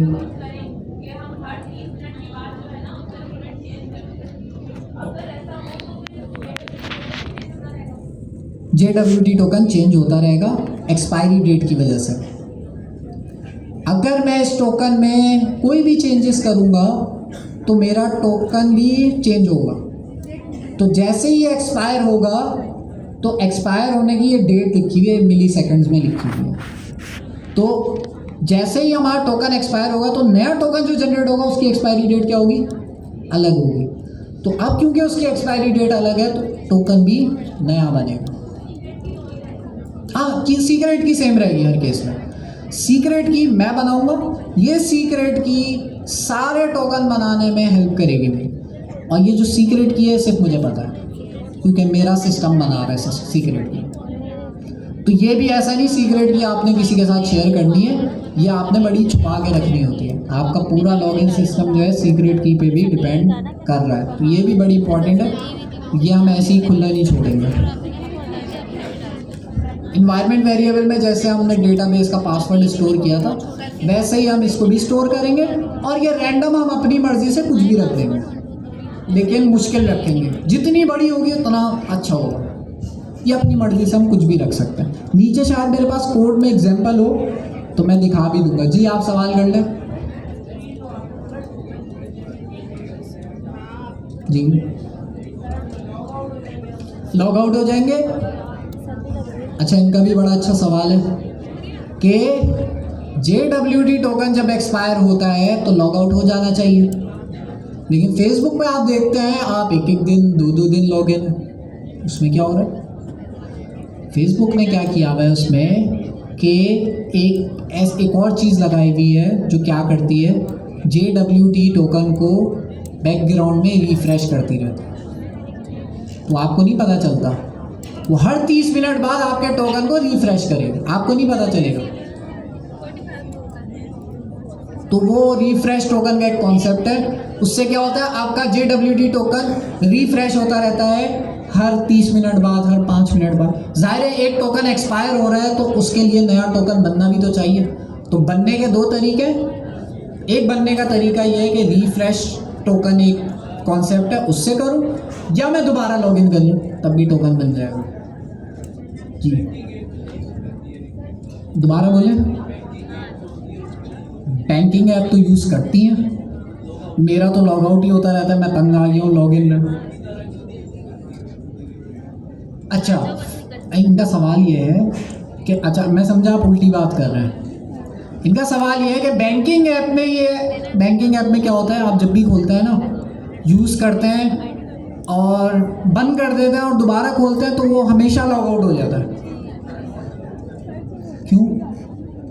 सिक्योरिटी, कि ऐसा ना हो आपके मोबाइल से कोई और खोल के बैठा हुआ है। तो उन्होंने सिक्योरिटी, उनका यूज़र एक्सपीरियंस जो है वो प्रायोरिटी नहीं है, उनका प्रायोरिटी है सिक्योरिटी अच्छी होनी चाहिए। तो उस केस में वो तो वही चीज़ें डिपेंड करता है कि अगर आपने सिक्योरिटी अच्छी रखनी है तो आप उसमें रिफ्रेश टोकन, बैंक की ऐप में तो ये भी होता है थोड़ी देर आप ऐसे बैठो 2 मिनट वो लॉग आउट हो जाता है, नेट बंद करके ऑन करो वो लॉग आउट हो जाता है। तो वो फ़ौरन करते हैं, तंग कर देते हैं। मोबाइल पे तो समटाइम्स ऐसा भी होता है कि भाई कुछ चीज़ देखनी है, कितना बैलेंस सेंड करना है, आपने दूसरी ऐप खोली, वापस आए वो लॉग आउट हो गया, फिर लॉग इन करो, OTP लगाओ। तो ये है, लेकिन उनकी सिक्योरिटी का उन्होंने ख्याल रखा है। यूज़र एक्सपीरियंस बेशक चले जाए, यूज़र एक्सपीरियंस के लिए फिर नया पेज ऐसी ऐप्स है। तो ये टोकन हो गया।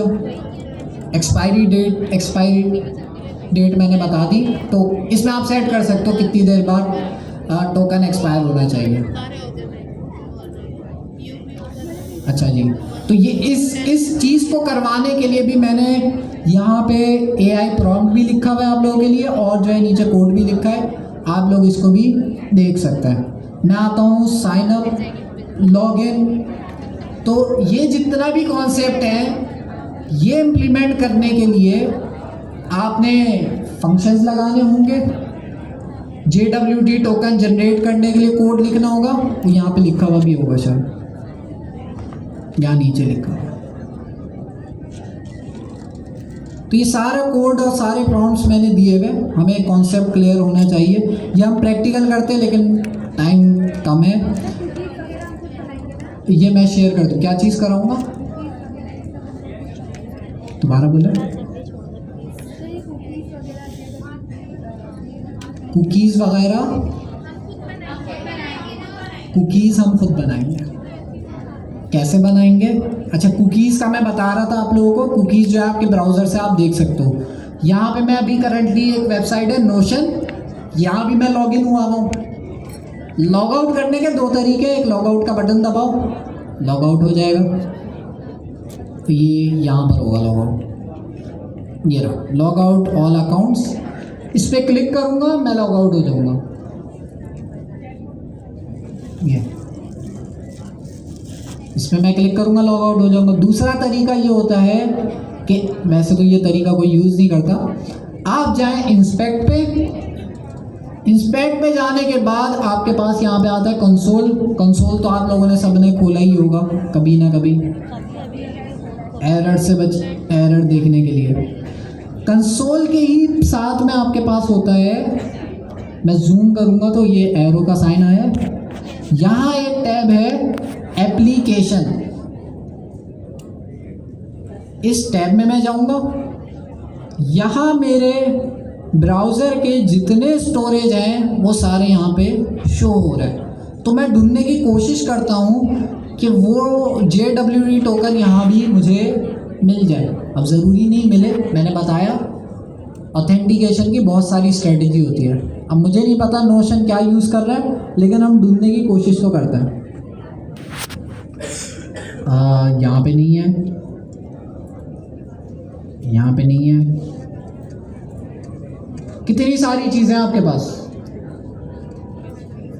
ये सारी चीज़ें जो हैं आपको पता भी नहीं चल रहा होता, आपके सारा डेटा ये स्टोर हो रहा होता है। खैर, इन्होंने दूसरी स्ट्रेटेजी यूज़ करी होगी। मुझे यहाँ टोकन नज़र आया था लास्ट में, नहीं ये, हाँ यही है, यही है। अब इससे पहले इन्होंने कुछ यहाँ पे ऐड किया हुआ है, लेकिन अगर जो आप उसको गौर से पढ़े तो टोकन कहाँ से स्टार्ट हो रहा है, ई वाई से आपका टोकन ये स्टार्ट हो रहा है। अगर मैं इस टोकन को डिलीट कर दूं तो क्या मैं लॉग आउट होऊंगा? देखते हैं। तो मैं इस टोकन को डिलीट करता हूं, कर दिया, रिफ्रेश करता हूं,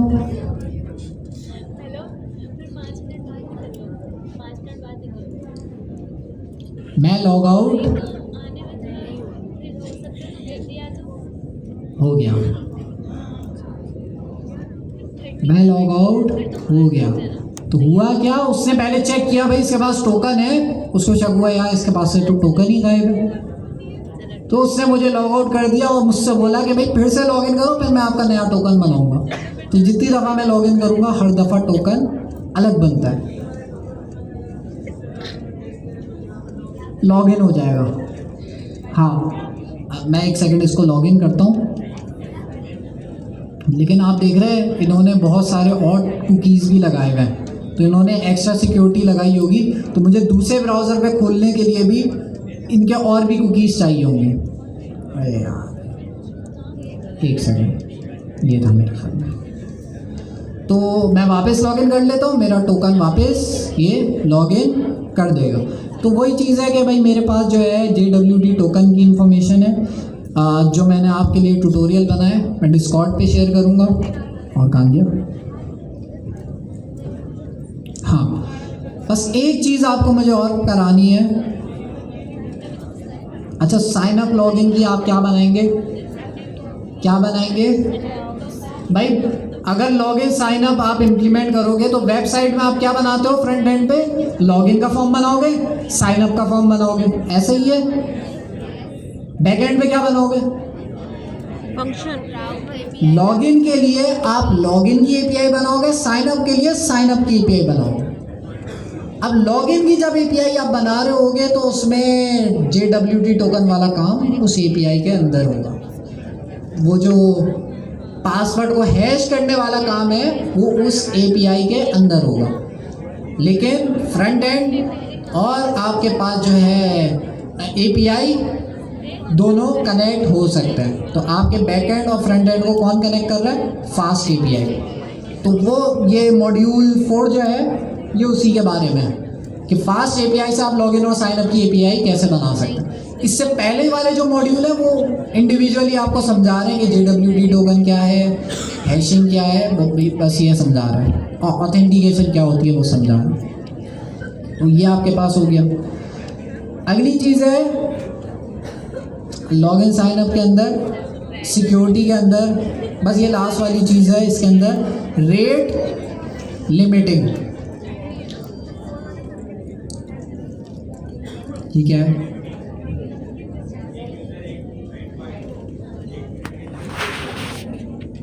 अच्छा ये एरर तो आपके पास बहुत आया होगा जेमिनी के अंदर, इस तरह का एरर आया होगा, लिमिट एक्सीड हो गई, कितने खुश हुए, जाना पहचाना एरर आ गया।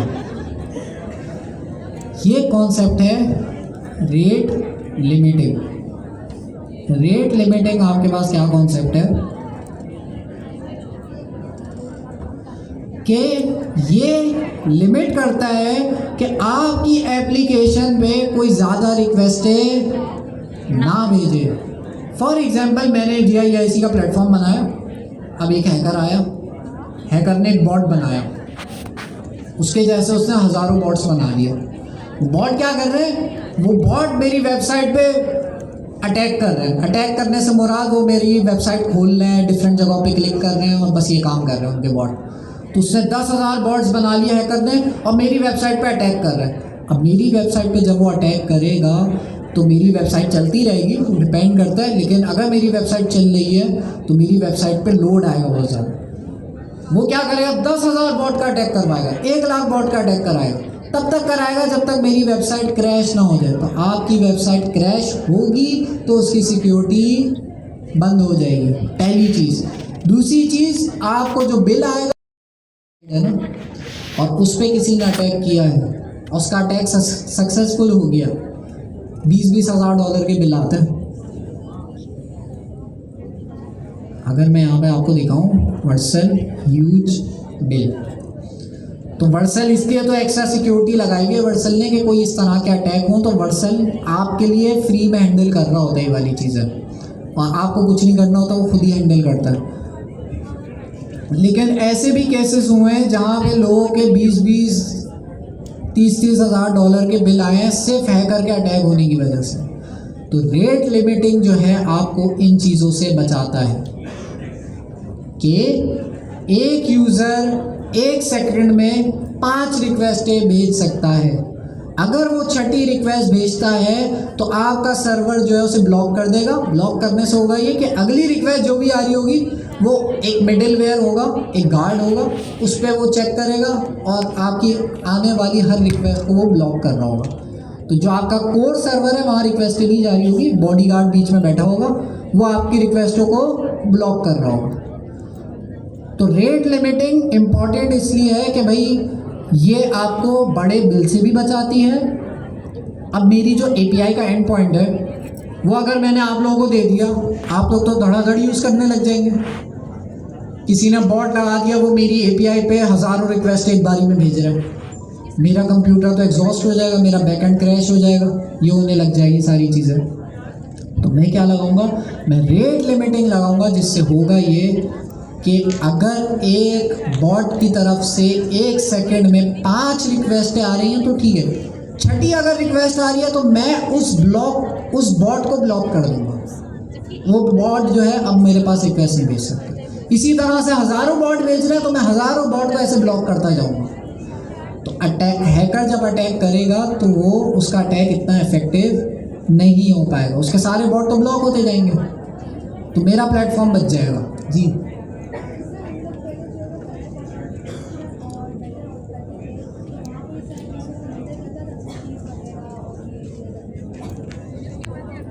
बिल्कुल करता है। JWT बेटर ऑथ के अंदर भी होता है और उसमें डिफरेंट, आप देखेंगे वो आपको ऑप्शन देता है डिफरेंट अप्रोचेस इम्प्लीमेंट उनकी डॉक्यूमेंटेशन में, लेकिन JWT वाला होता है उसके अंदर। आप देखेगा जब आप बना लें तो आप देखेगा टोकन सेव हो रहा है कुकीज़ के अंदर हो रहा होगा, जैसे यहाँ पे भी हो रहा था कुकीज़ में JWT टोकन सेव।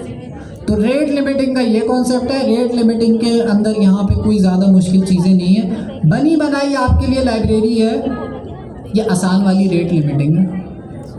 तो यहाँ पे समझाया भी गया है कि रेट लिमिटिंग क्या है।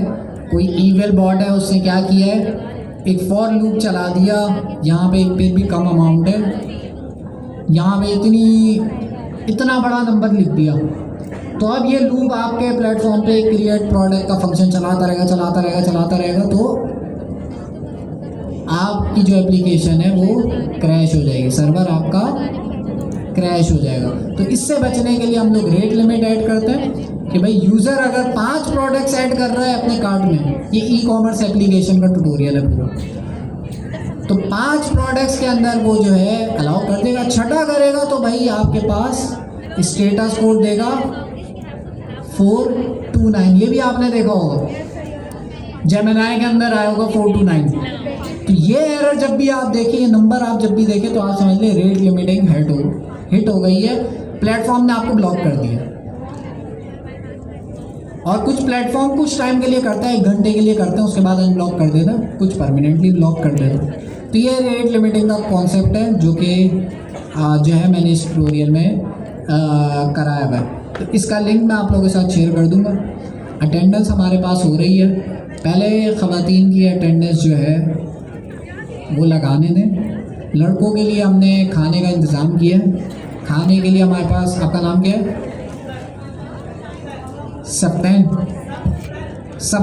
सब्तर हमारे पास मौजूद है। ये खाने की बहुत अच्छी अच्छी चीज़ें लाते हैं, तो जो है वो अभी भी रखी है नीचे थैली, खाली हो गई है मुझे लग रहा है। चलिए ठीक है, तो अटेंडेंस के लिए मैं एडमिन को टाइम दूंगा, क्योंकि ख़वातीन को पहले जाना होता है, इनको जाने दें। किसी का कोई सवाल है तो वो आप पूछ लें। रेट लिमिटिंग कहाँ लगेगी? आपके सर्वर पे लगेगी। वो जो APIs बनाई है ना हमने, उस APIs के अंदर ही लगेंगी। उसके अंदर कोड लिखा हुआ है मैंने, लेकिन APIs के अंदर। अच्छा, मैंने ये बोला है कि जितने भी लड़के हैं भाई, आपकी अटेंडेंस नहीं लगे। हमारी क्लास में एक स्टूडेंट ऐसी हैं जिन्होंने कि भाई कैसे इन्होंने जो है 5 फेजेस बना लिए और AI यूज़ करना था, लेकिन 5 फेजेस बहुत बड़ी बात है। तो जी रिम्शा अपने बारे में बताएं। अस्सलाम वालेकुम, मेरा नाम रिम्शा है। अल्हम्दुलिल्लाह मेरे हैकाथॉन टूर के भी 5 पेजेस कंप्लीट हो गए हैं।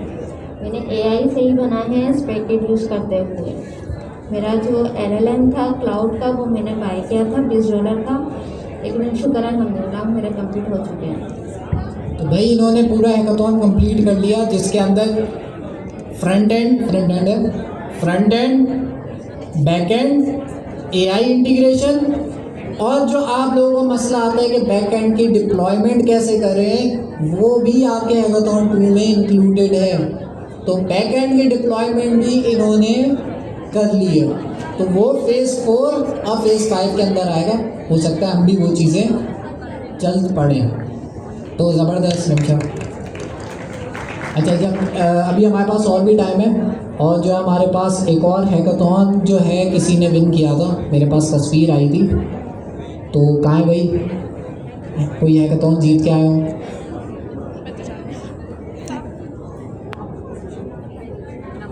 नहीं है, यही बैठे हुए थे सामने, अभी नज़र नहीं आ रहे, उनका नाम मुझे आइडिया नहीं है। उज़ैर में भाई हमारी क्लास में एक स्टूडेंट है, हैकाथॉन उन्होंने जीता है, और हैकाथॉन भी उन्होंने ज़्यादा डिटेल्स वही बता सकता है, मुझे नहीं पता वो अभी कहाँ पे, तो नहीं भी आना चाह रहे, लेकिन बड़ा हैकाथॉन उन्होंने जीता है। प्राइस पूल भी उन्होंने 3 लाख तो प्राइस पूल था, और उन्होंने वो जीता है। तो भाई उनकी टीम भी थी। हाँ, ये उज़ैर अपना भी, हाँ आप अपनी टीम को भी बुला लें। तस्वीर आपकी आई थी ना सिर्फ? हाँ जी, थैंक यू रिम्शा।